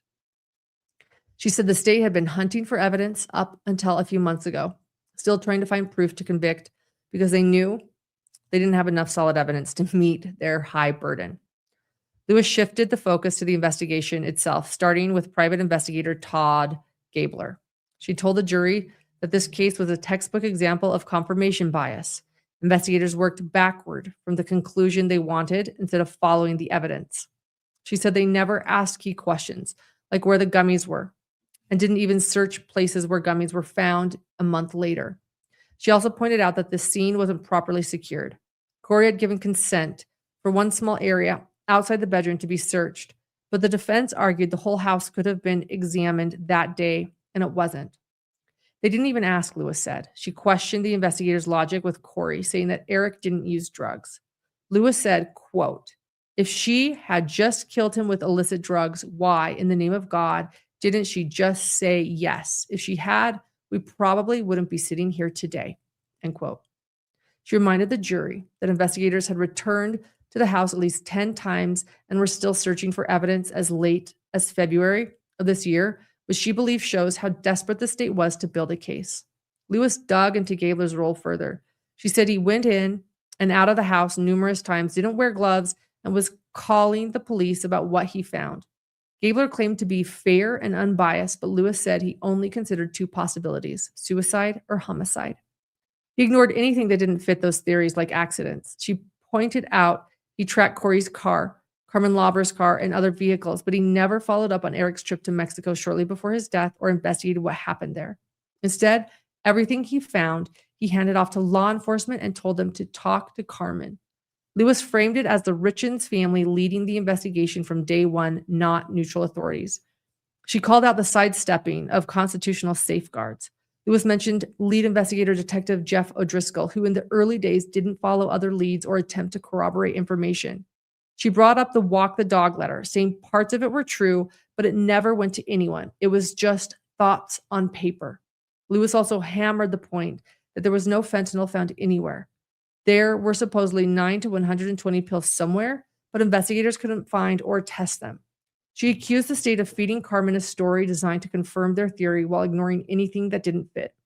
After 4 years of investigation, she said there was a lot O'Driscoll couldn't even remember. She criticized the state for putting an unprepared witness on the stand. O'Driscoll couldn't explain how fentanyl supposedly got into Eric's system. He admitted, well, he ingested it, but there was no evidence that fentanyl had been put into a drink. Lewis said the state waited until closing arguments to make that claim, and even then, there was nothing to back it up. O'Driscoll hadn't even familiarized himself with the evidence, despite sitting through the whole trial. Lewis then brought up other reasons Kouri may have decided to delete her text messages. She said maybe Kouri deleted them because she was having an affair or had asked Carmen to buy oxycodone, things she might want off her phone and things she might not want Eric's family knowing about. She also explained Kouri's web searches about fentanyl came after Eric's death, and her searches about women's prison were out of fear, not evidence of having planned a crime. Lewis painted a picture of a woman reacting in shock, confusion, and fear, not someone who committed a premeditated murder. Lewis turned next to the toxicology evidence and the fentanyl and norfentanyl found in Eric's body. She reminded the jury that the toxicologist said that fentanyl could have been left over from previous use. She also said that the evidence actually shows that fentanyl wasn't put in a drink because there was no alcohol in Eric's blood. He had taken the fentanyl with alcohol that both be in his blood. Lewis told the jury the state was throwing out multiple theories because they don't have one. They don't know what happened. She suggested why no hair follicle test was done on Eric, pointing out that investigators were only looking for evidence to confirm their theory, another example of confirmation bias. Lewis challenged that claim that Kouri ever bought fentanyl, bringing up Carmen Lauber's testimony. She said that while some of Carmen's testimony was painful to hear, Carmen had everything to lose.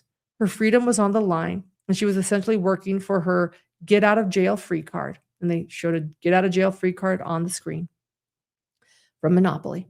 Lewis reminded the jury that detectives walked into Carmen's interview already expecting her to confirm their story rather than hearing her version.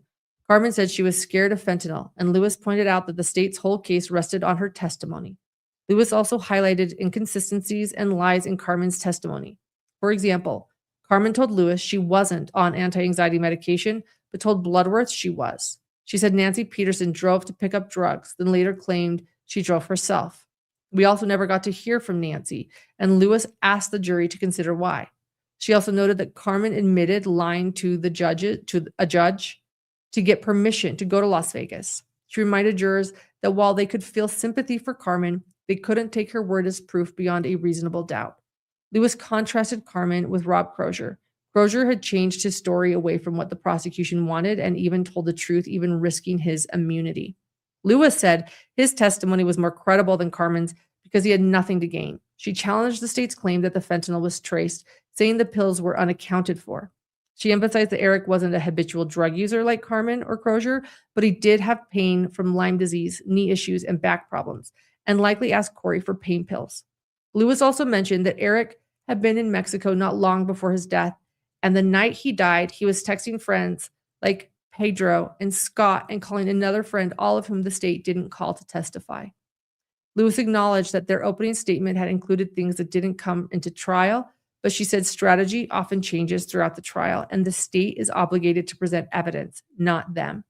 She questioned why the expired hydrocodone bottle with residue was left next to Eric's bed, hinting at the possibility of bringing pills back from Mexico.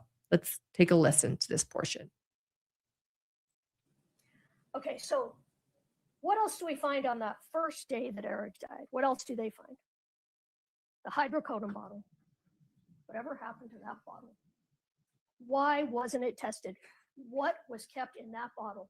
The bottle sitting right by the bed on Eric's nightstand, right next to his phone and watch that were placed neatly in his charger. An expired prescription bottle with nothing in it but residue. And you can see the residue there. Why would that be sitting out? A 6-year-old prescription bottle. What might be the best way to bring illegal pills back from Mexico? Put them in a prescription bottle? Put them in your suitcase? What might be the best way to store your illicit oxycodone? Stick them in a prescription bottle? Put them by your bed?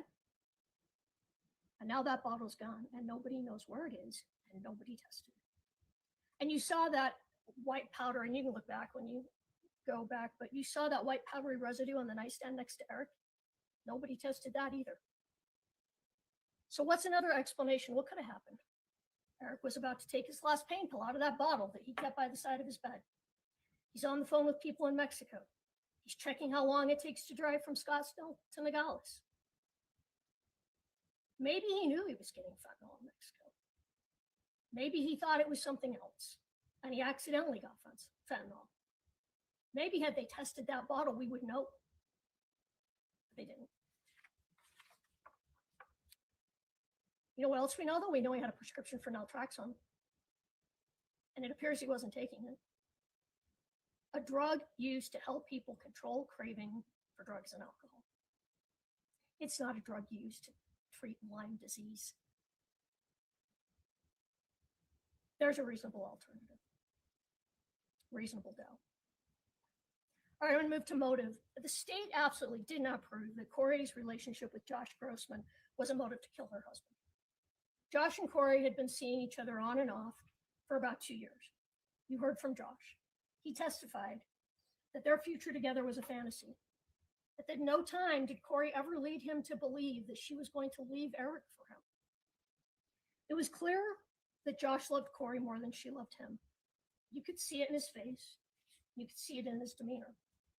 You can look at the text shortly before Eric died where Kouri was trying to break up with him. The state wants you to find that the conversation Kouri had with Josh about his time in Iraq is somehow evidence or proof of murder. But Josh told you she was grieving, that conversation was about life and death and Eric and bow hunting and the supernatural, that it really didn't even seem that unusual at the time. He only thought it seemed unusual when the private investigator told him Kouri killed Eric. It's not evidence of a homicide. It isn't proof of anything. Yes, they were having an affair. Eric was also having an affair, possibly more than one. You heard there was a text about an open relationship, and they can laugh about that, but that's what the text said. And you know what? We do not bring this up to make Eric out to be a bad person. It doesn't matter what he was doing in his personal life. That's not the point. The point is that there were parts of Eric's life that he didn't share with people. Just like he didn't share with Cody that he used marijuana, or even that he took prescriptions. The point is we all have secrets, and Eric had secrets. But back to Josh, the best evidence that Josh was not a motive for Kouri to kill her husband is that after Eric died, she never did get together with Josh. She didn't show up at the brunch that they'd planned to celebrate the closing on the Midway mansion. She didn't go on a vacation with him in April. She never even finished paying for that vacation. Josh told you that Kouri changed after Eric's death. She was grieving. That he saw less and less of her, and ultimately she broke things off. And by the way, if Kouri was as motivated by money as they would have you think, would she really have killed her wealthy husband to run off with the handyman who lived for free in one of her houses? That doesn't fit with the state's theory.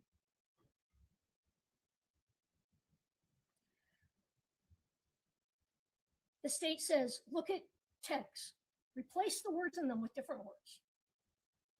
They stood here and made up what was inside people's heads, what they were thinking. The state has to rely on evidence. They have to prove their case, and they can't do that. The state did not prove that Kouri killed Eric in order to be with Josh. All right, money. Money's a motive for a lot of things for a lot of people. Was Kouri a brilliant businesswoman? No. Was her business struggling? Yes, it was. Was there fake it till you make it? There seemed to be a lot of that going on. Brooke Carrington testified that money was not a priority to Kouri Richins. She could have used an accountant, she said. She didn't even use QuickBooks. And this is all true. A young mother trying to run a business, like most young mothers, young working mothers, did her accounting take a back seat to her family? Probably. The state also wants you to believe that Kouri was cheating her best friend, but that's not what the evidence showed. The evidence showed that the $45,000 that Chelsea gave to Kouri was not earmarked for closing. Kouri could do whatever she wanted with that money. All that mattered was that when she went to that closing on that house, that she showed up with $45,000. It didn't have to be that $45,000. It could have been $45,000 she expected to come in from another flip. But then Kouri was arrested and never got the opportunity to do that. That's why that house foreclosed. But you know what the evidence has shown? That Kouri, rightly or wrongly, truly believed that that Midway mansion was going to turn everything around. They were celebrating that night. If Kouri was going to kill Eric for money, she certainly would not have done it on the night that she believed she had just secured a multi-million-dollar property. And if you look at the state's exhibit 624D, you will see that Kouri actually made a profit on every single home that she flipped.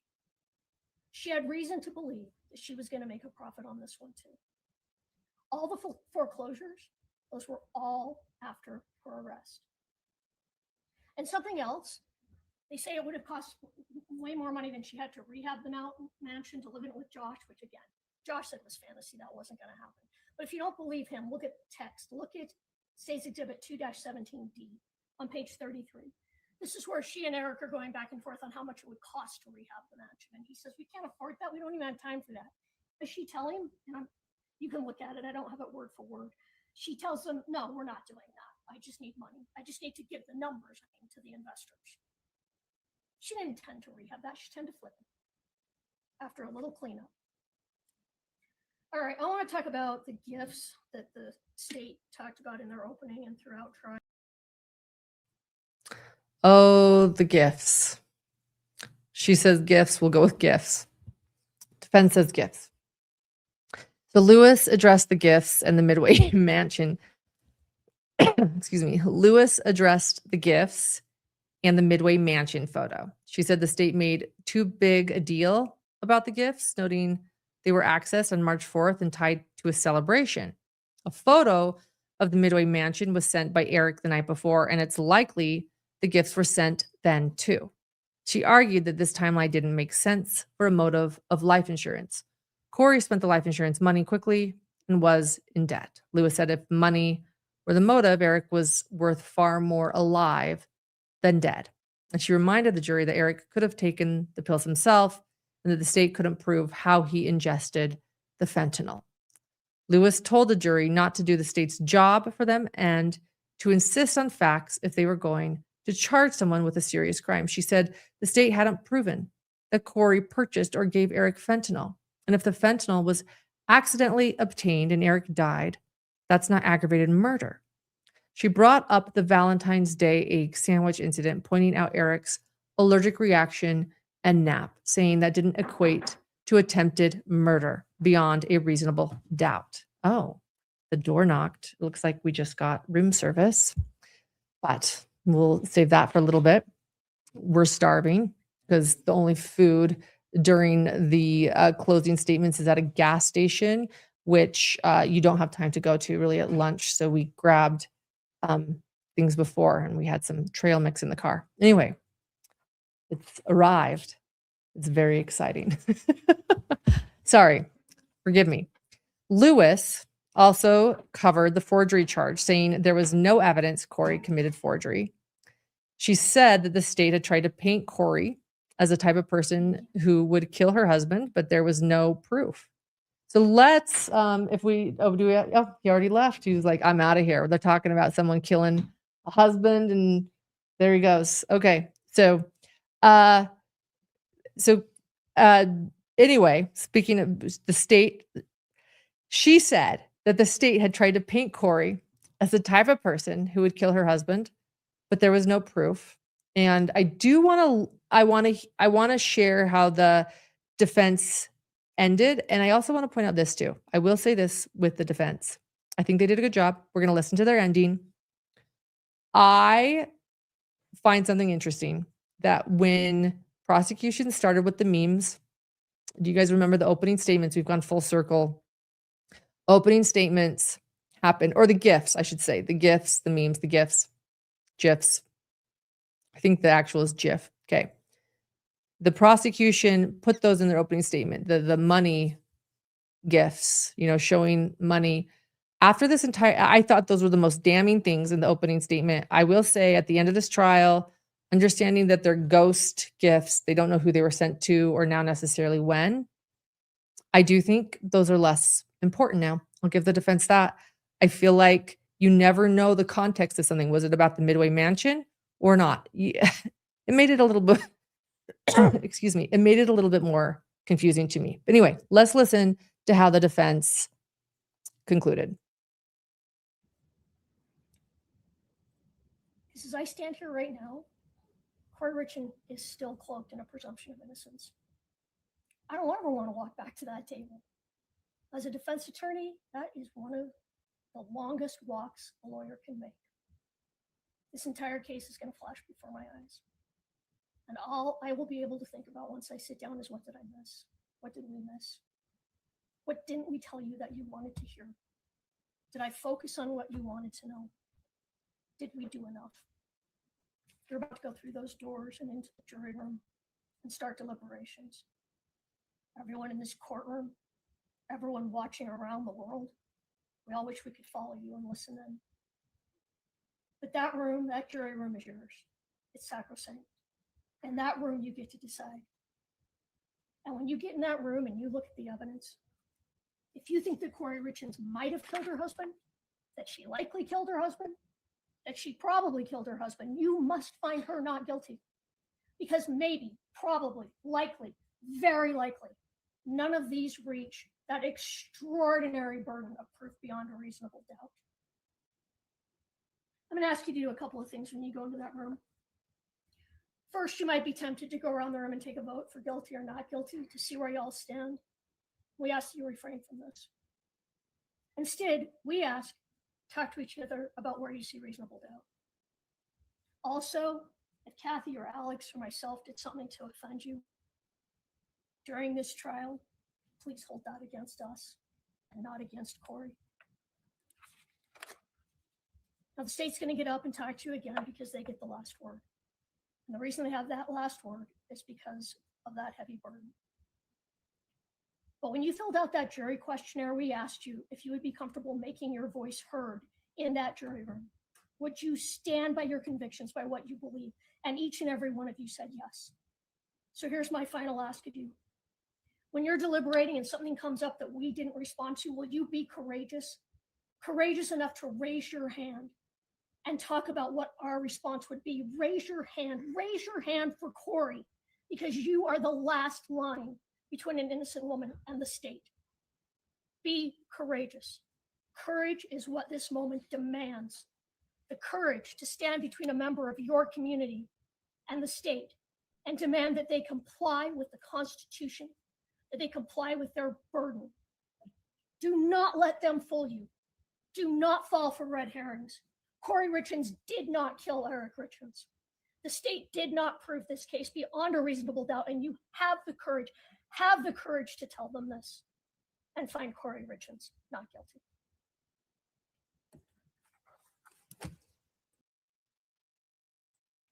A lot of thoughts about that closing. A lot of thoughts. I mean, I feel like they did a decent job for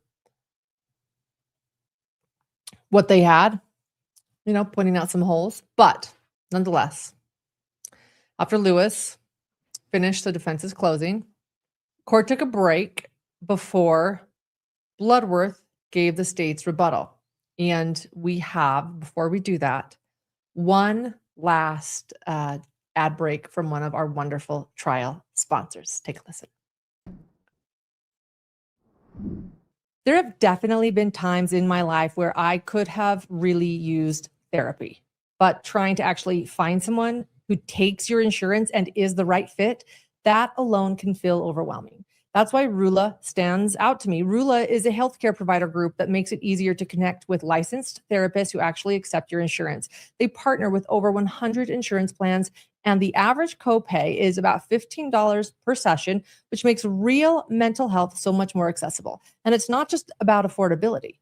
Rula really focuses on matching you with someone who fits you, your goals, your preferences, your situation. No wait lists, no endless searching. You can often get an appointment as soon as tomorrow. Thousands of people are already using Rula to get affordable, high-quality therapy that's actually covered by insurance. Visit rula.com/hidden to get started. After you sign up, you'll be asked how you heard about them. Please support our show and let them know we sent you. In the state's rebuttal, Bloodworth acknowledged right away. I shouldn't have eaten. You guys told me to eat. I'm blaming you guys now. You told me to eat. No, I'm just starting on some fruit. Okay. Anyway, in the state's rebuttal, Bloodworth acknowledged right away that a lot of the evidence in this case was circumstantial. He didn't try to shy away from that at all. In fact, he leaned into it. He told the jury, yes, a lot of this case was circumstantial, but that didn't make it weak. He reminded them that people don't usually film themselves committing murder. Nobody records themselves poisoning their spouse. So in cases like this, circumstantial evidence is often exactly what investigators have to rely on. He pointed the jury back to their instructions and repeated something they had already been told. What the lawyers say is not evidence. Only the exhibits, the testimony, and what was admitted during trial counts as evidence. He said that was the reason the state carefully cross-referenced everything they talked about during closing with actual evidence from the trial. According to Bloodworth, that's because the state wanted the jury to see exactly where every claim came from. Then he took a shot at the defense and said there was a reason defense counsel didn't cite the evidence in the same way.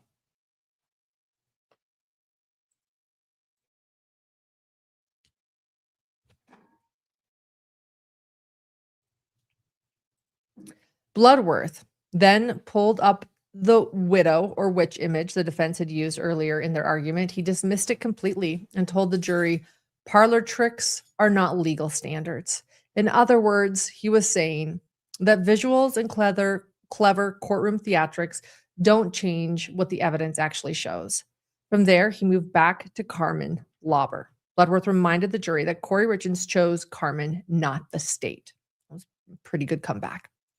According to him, Kouri was the one who reached out to Carmen because Carmen was the drug dealer she already knew. He addressed the immunity deal head on too. He said the state granted Carmen immunity because they cared more about solving a murder than prosecuting a drug deal. In his view, that decision made sense when you're talking about a potential homicide. He argued that Kouri chose Carmen specifically because she had some level of control over her. Carmen was dealing with her own legal issues, including drug court, and Bloodworth suggested Kouri believed she could use that situation to her advantage. Then he repeated a line that clearly seemed important to him. Kouri Richins chose Carmen Lauber, not me. I actually think that was a brilliant comeback. He also told the jury, shouldn't have had that fruit, guys. Sorry. But don't worry about Grayson. I am so glad to see that she is eating finally. It's been a long day. He also told the jury that Carmen's testimony wasn't standing alone. Much of it, according to the state, had been corroborated by other evidence. Bloodworth said even if the jury only believed the parts of Carmen's testimony that were supported by outside evidence, that alone would still be enough to convict Kouri. He pointed to the digital evidence that tracked Carmen's phone. According to that data, Carmen had only been at the Maverick gas station in Draper 3 times during the relevant time frame, and each one of those 3 times, Robert Crozier's phone data also showed him at the same location.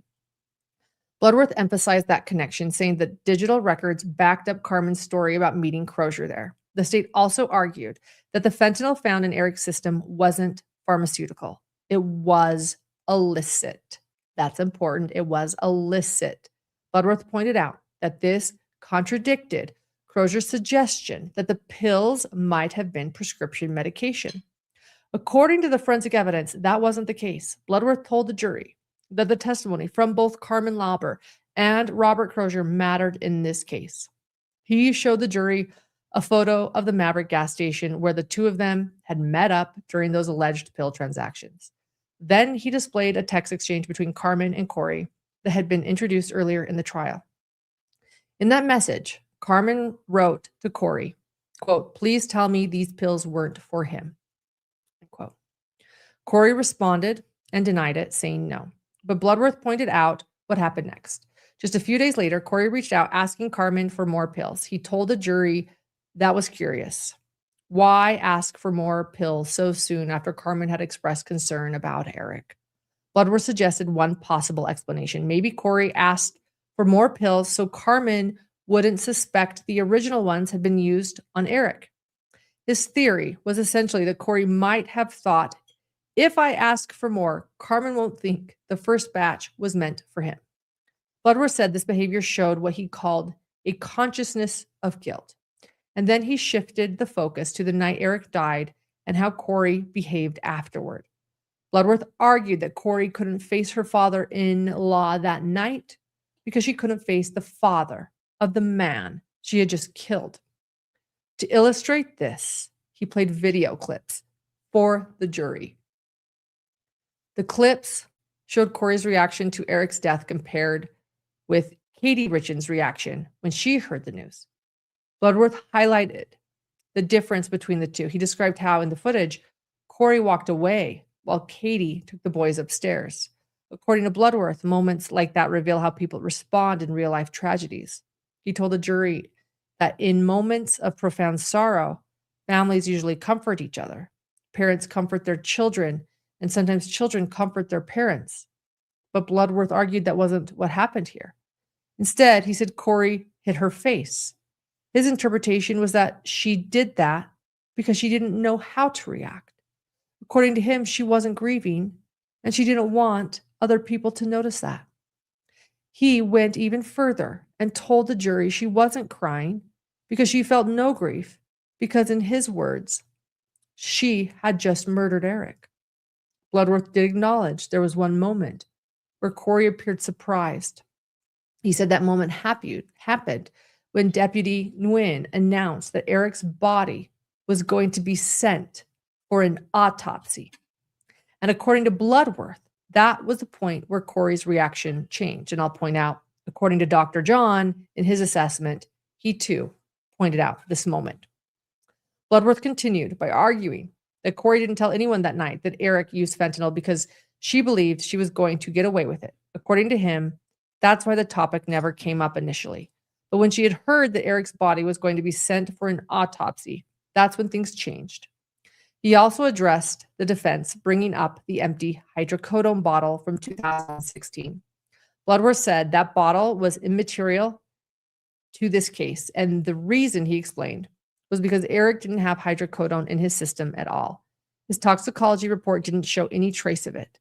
The only other reference to hydrocodone was the Ziploc bag of pills that was found in the laundry room. He suggested a possible explanation for that. Maybe those pills had originally been in that old bottle and Kouri removed them and placed them somewhere else to stage the scene.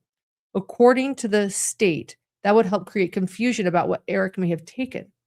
Then Bloodworth moved on to the gifts and images that were accessed on Kouri's phone that night. He said there was no good reason for those images to be opened at that exact moment Eric's body was being wheeled out of the house. Bloodworth pointed out that there was no evidence Eric sent those images. The defense had suggested some of the phone activity could have come from Eric, but Bloodworth pushed back on that. He acknowledged that Eric had sent an image of the Midway mansion the night before, but he said that was not the same image that was accessed when the gifts were pulled up. He reminded the jury again that details matter in a case like this. According to the phone data, those images were accessed on Kouri's phone at 8:29. Bloodworth told the jury that was the exact minute deputies signed the log showing they had left the house. He also said the phone was physically rotated when the images were opened, suggesting whoever accessed them turned the phone sideways to get a better look. Bloodworth told the jury they may not know exactly who sent the images originally, but they did know they were accessed on Kouri's phone at that specific moment, and in his words, there was simply no good reason for that to happen right then.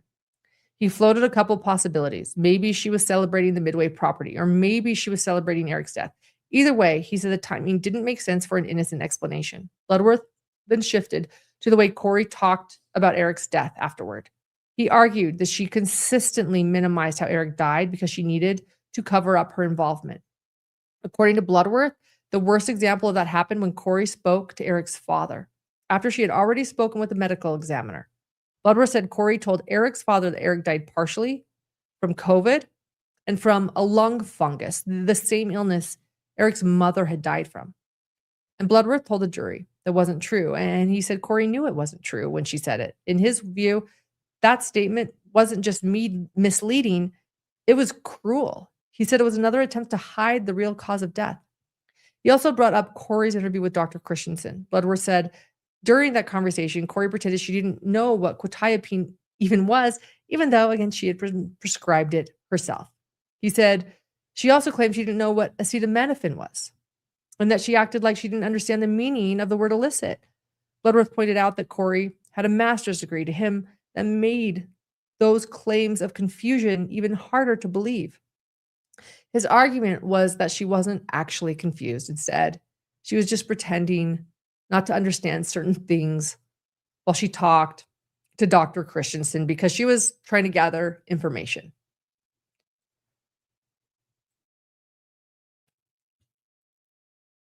According to Bloodworth, excuse me, according to Bloodworth, she was fishing for details that could help her later shape a defense.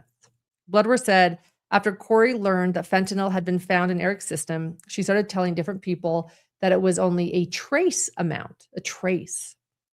He said she also told people that Eric's lungs were shot to shit. And again, he framed that as another example of minimizing what really happened. Then Bloodworth addressed the issue of the manner of death classification. He told the jury that the label the medical examiner checks on the form is ultimately not what decides this case. He explained that the manner of death box is largely for statistical purposes. In his words, it's a box that gets checked for record keeping. I don't know. I think that's a little bit of a stretch. I think the manner of death is important, but whatever, keep going. Then he turned directly to the jury and told them that they were the ones who would determine the manner of death in this case. That's true. It would be the jury. And according to Bloodworth, the evidence showed it was murder, aggravated murder. He also discussed the medical examiner's decision to list the manner of death as inconclusive. Bloodworth said the medical examiner, Dr. Ulmer, was retiring and made that determination during the early phases of the investigation. According to him, that was simply the best conclusion she could make at the time before finishing her report prior to retirement. Bloodworth also addressed the defense theory that Eric might have accidentally ingested fentanyl through a THC gummy. He told the jury that theory did not match the evidence. During Eric's autopsy, there was no measurable level of THC found in his system. Bloodworth said that meant Eric likely didn't even take a THC gummy that night at all. Finally, Bloodworth talked about the THC gummies that were eventually found in the master bathroom above the toilet during the second search of the home. According to him, those gummies were not there during the first search. The jury had seen the body camera footage from that first search, and Bloodworth reminded them that the gummies were not visible in that location at that time. His argument was that those gummies were placed there after Eric died. That's a pretty damning moment. He reminded the jury that those gummies, along with a lot of other items from the home, were sent to the lab for testing, and none of that testing showed any traces of fentanyl. Then he shifted to Kouri's plans for the Midway mansion. Bloodworth argued that her plan for the property wasn't grounded in reality. The implication was that the financial pictures surrounding that home didn't make sense and added to the state's theory about motive. At that point, Bloodworth showed the jury a video taken during Eric's celebration of life. This gathering happened the day after Eric died and took place at the family house. And in the video, adults could be seen joking around and drinking. Bloodworth acknowledged that people grieve differently. Everyone handles loss in their own way. Yes, they do. But he used the video to transition into another point about Kouri's behavior after Eric's death. He then showed an image of the cover of Kouri's book alongside a photo of her appearing on the TV show Good Things Utah to promote it. Bloodworth argued that Kouri wrote the book to make money. According to him, she hoped to sell 100,000 copies. He also told the jury that Kouri didn't actually write the book herself. Not only did she not write it, he said, but she wasn't a good writer to begin with. We saw that in her journals and Walk the Dog letter. In his view, she wanted people to believe she was an author even though someone else did the actual writing. And speaking of the Walk the Dog letter, Bloodworth told the jury that Kouri needed to craft her defense around the letter. He said the purpose of the letter was obvious. He argued that it had been written to get her brother Ronnie to testify to a specific narrative that would help explain away the evidence. Bloodworth read several lines from the letter out loud in court. One of the lines he highlighted was where Kouri wrote that if Ronnie didn't say certain things, she would be convicted. He continued reading other portions of the letter to the jury and used them to argue that Kouri was actively trying to shape the story that would be presented in court. As he wrapped up his closing argument, Bloodworth told the jury that the evidence in this case showed Kouri murdered her husband and the father of her 3 children. He told them there was no other rational explanation for the evidence they had seen throughout the trial. Let's take a listen to how he closed. The entire substance of the defense's argument is based around trying to explain the walk the dog letter. Kouri Richins is saddled with this letter and needed to craft the defense around this letter. It's obvious that the letter was written to get her brother to testify to a narrative that would explain everything.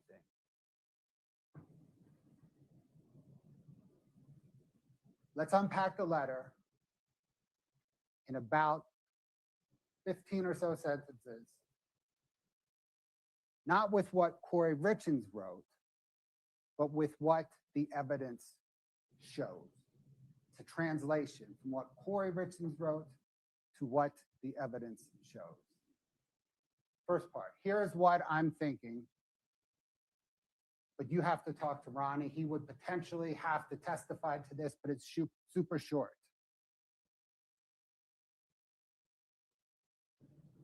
What the evidence shows is this says, I'm thinking that if you tell Ronnie to testify to what I'm about to write, it will explain everything and I will not get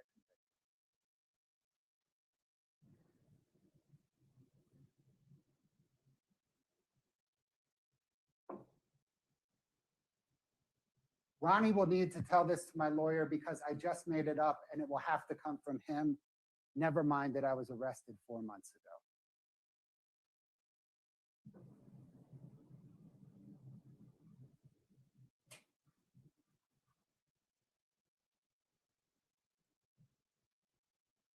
I need an excuse for Ronnie and Eric to be hanging out. Never mind that football season ended a month earlier.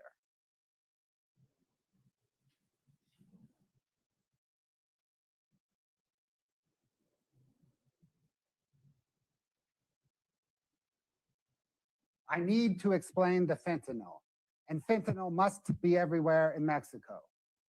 Never mind that Eric would have to fly with the fentanyl, and I later say that Eric would not fly with drugs for fear of getting caught.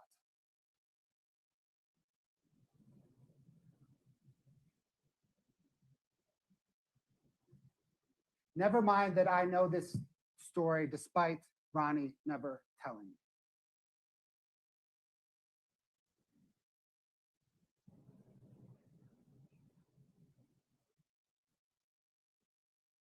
I need to explain why everyone will testify that Eric never used drugs.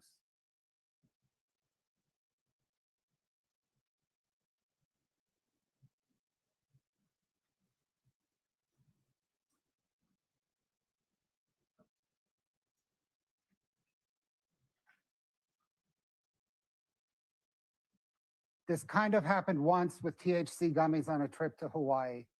Hopefully this is enough to corroborate my entire walk the dog story.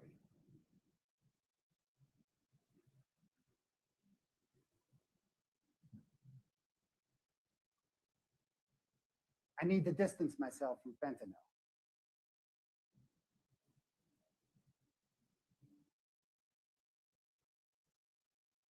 These are my made up words, but Ronnie can make up his own words.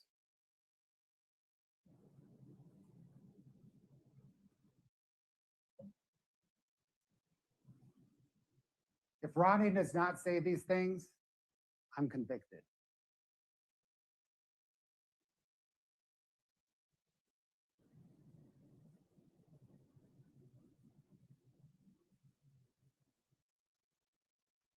I need to explain why investigators never found a trace of fentanyl in my home.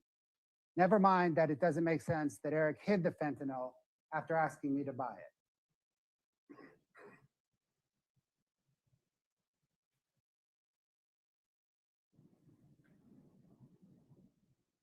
Don't get caught passing this made-up story along to Ronnie. That would be horrible.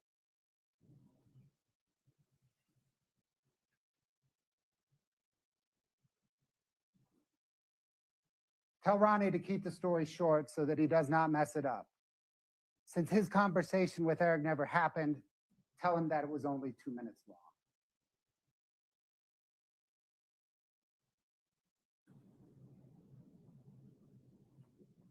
Ronnie needs to do this so that I do not get convicted.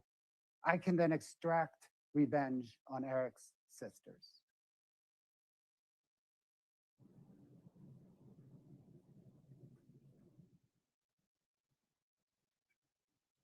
Remember, I just made this story up, so my lawyer does not know it yet.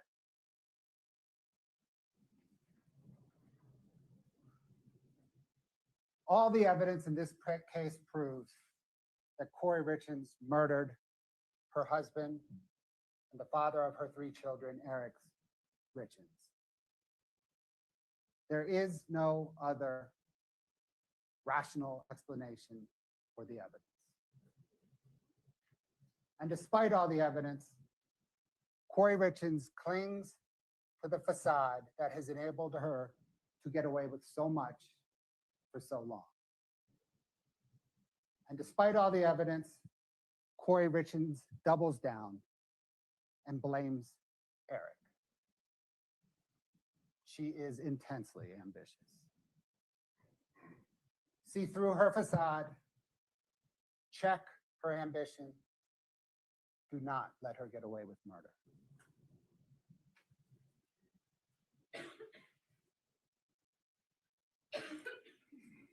All right.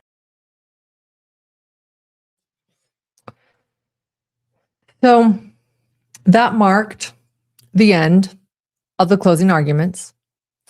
And after that, the jury was sent out to begin deliberations, and Grace and I continued to hang out at the courthouse, wondering when they'd maybe send us home, because the jury said that they were going to sleep on it and then we'd come back in the morning. And again, though, but unlike my typical predictions go, it didn't take them long to return with their decision tonight. But while deliberations were going, so I said to you guys at the beginning that I had a little story for you guys. I just want to say, while the deliberations were going, I was feeling heavy. I think, like I said, I've explained to you, like you have Kouri's family in there and you have Eric Richins' family in there. No public, just people who are highly affected in the deepest ways by this case. And full disclosure, I too was feeling a lot being there today. being there today felt like a lot. And I just want to share some personal thoughts. I don't want to offend I hope I don't offend anyone by sharing these really honest thoughts. But I went outside while I was waiting for the verdict. Not outside, sorry, I just outside the outside the courtroom, like in the courthouse, like the benches. And while waiting for the verdict, I did speak with Kouri's family, the people who have supported her every day, attended her trial every day. Some of them couldn't attend every day. She had a brother who had been subpoenaed, so he was just grateful to finally attend that day. It was a private conversation, so I won't share what we talked about, although they did tell me that I could share that Kouri is days away from earning her MBA from behind bars. I shared with them honestly where I struggled with things and where Kouri frustrated me. Trust me, I was very honest with them, just like I've been with you. A lot of the times I've been very honest with my thoughts about Kouri Richins throughout the trial. And I value honesty, and so I didn't sugarcoat it necessarily with them. But I was also able to share some things with them that I learned I valued about Kouri and things I saw in her I admired. I actually do value ambition, and I valued that she had that and goals. I valued that she seemed to want a better life for herself, an entrepreneurial spirit. I valued hearing from one of her best friends on the stand that still stood by her, Ali Staking, showing me that Kouri had some long-term friendships she had fostered. I believe she loves her little boys. I can't imagine those little boys, their grief in losing their dad and now not having their mom because she's behind bars. Those little boys have lost the most. They're the biggest victims in this. I shared with them how I saw the evidence is circumstantial, which I've shared with all of you, always, always, always. And they clearly had hope for this verdict, right? And it was just a moment that I want to share of humanizing Kouri, before this verdict came down. And I appreciated that time before the verdict came down, listening to the people who love her and have supported her and hope that maybe she could be with her boys again. The people who also want to see the boys again too. It's always interesting to talk to the people who believe in her and wanted her to have a second chance. And I don't know. I always just say true crime is true. And I feel like, just to be really honest, it's those moments that kind of remind me of that. These are real families and deep heartbreak. So I know that for the past couple of weeks, I've made fun of Kouri, laughed at Kouri, and it's easy to do. But I learned a lot from listening to them too. And again, like, I've realized I've laughed at Kouri, excuse me, and I've laughed through a lot of the evidence. I've made fun of Kouri, but just before that verdict, for a moment, I was sort of invited into the complexity of who Kouri is to the people who love her, which is always interesting. And as the verdict was read, I saw her mom weep. I saw Eric's sisters weep too, just a row back. Like I said, the room was heavy. It was palpable. Everyone in that room deeply affected today. Kouri Richins is now a murderer. Kouri Richins murdered Eric Richins. Kouri Richins murdered Eric Richins with fentanyl. That's ultimately the end to this story, to this trial, at least. At least to the trial. Probably not the end of what we'll hear about Kouri, but for now. Sentencing is May 13th, Eric's birthday.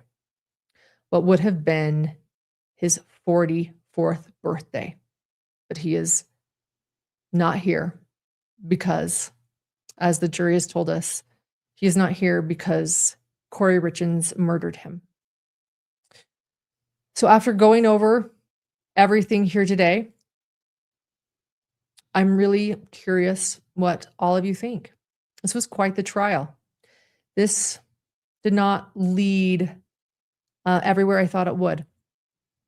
I was surprised and taken back by things I learned and things I was confused over. And it was interesting for me. It was an interesting, different kind of a trial to follow for me. And I'm really curious what all of you think, and wonder, if you were sitting on that jury, what would your decision have been? Not even if you think she's guilty or not, but do you think the jury got it right?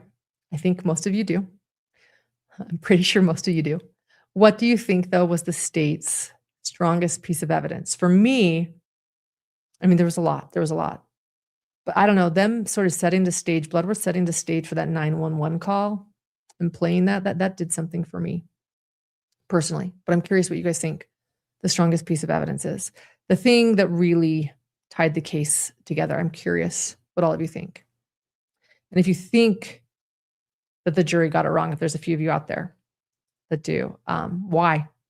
What do you think the biggest holes in the story were for you? I've seen a lot of people say that even though they personally believe Kouri probably did do it, they maybe don't think the state actually proved the case beyond a reasonable doubt. The jury disagrees with you. Some people feel like there was still room for doubt in the evidence that was presented.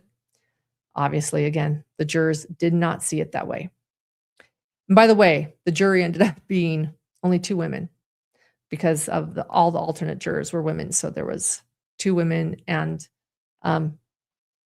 6 men that deliberated. And at the end of the day, their decision is the one that counts and the one that matters. I have a few things to say. I want to say a few things too. I want to thank mine and John's producer, Grayson. You guys do not see the behind the scenes stuff that happens. It's intense, and Grayson's incredible, and it's not always easy. Covering these trials is a lot of work. So thank you, Grayson. Thank you to Mrs. Martin for the final correct count, 1,867. And the final sidebar count, 104. Bittersweet for you too, I imagine. You are the best, Mrs. Martin. Thank you. And thank you to Troublemaker Baker, who is always running the live streams, and for our many mods, our incredible moderators. I'm not even going to name them all because I know I'll forget one of them, and you guys have all been incredible. Thank you to the people who have gifted memberships. And and the name of the sponsor, a lot of you are asking about my sweater. It is a trial sponsor. That's not why I'm wearing it. I just wear it because I love it. And they send it to me, but a daily look. I gave them my fashion, what I like. And then they sent me pieces they thought I would like, and they nailed it. You can return them if you don't like them and then get new ones. And I kept them all. And this is a favorite of mine. So daily look, use code HIDDEN, I believe, if you want to try them out. So thank you to all of those. For all the new members and for the gifts. Thank you. We're going to go eat. Grayson and I need to eat. Grayson, you eating a bit? Did you get a bit? Yeah, she did. Yeah. Thank you, everyone. All of your kindness has meant a lot during this trial, especially with my cough too. I know that it hasn't always been easy there too. So thank you for listening and sticking with me. And like I said, for those that have a hard time, the sensory stuff with the cough, we have these edited. You just have to wait a little bit longer. You can't be live, but we have these edited on Spotify, Apple, or wherever you listen to podcasts. The work continues after the live. We get these edited and ready for our podcast. And so that's where you can hear them cough free. So thank you, everyone. This trial went from 0 to 60 really fast. I'll just say that. Yeah, we were listening last week, getting ready for defense and their multiple witnesses, only to now have a verdict today. That was not expected. Big thank you to Lily Bell too. Yes, absolutely. We miss her right now while we're traveling. Thank you, everyone. All right. Okay, we'll see you guys. Have a great night, and thanks for staying with me this late so we can process this all together. We'll see you. Bye-bye.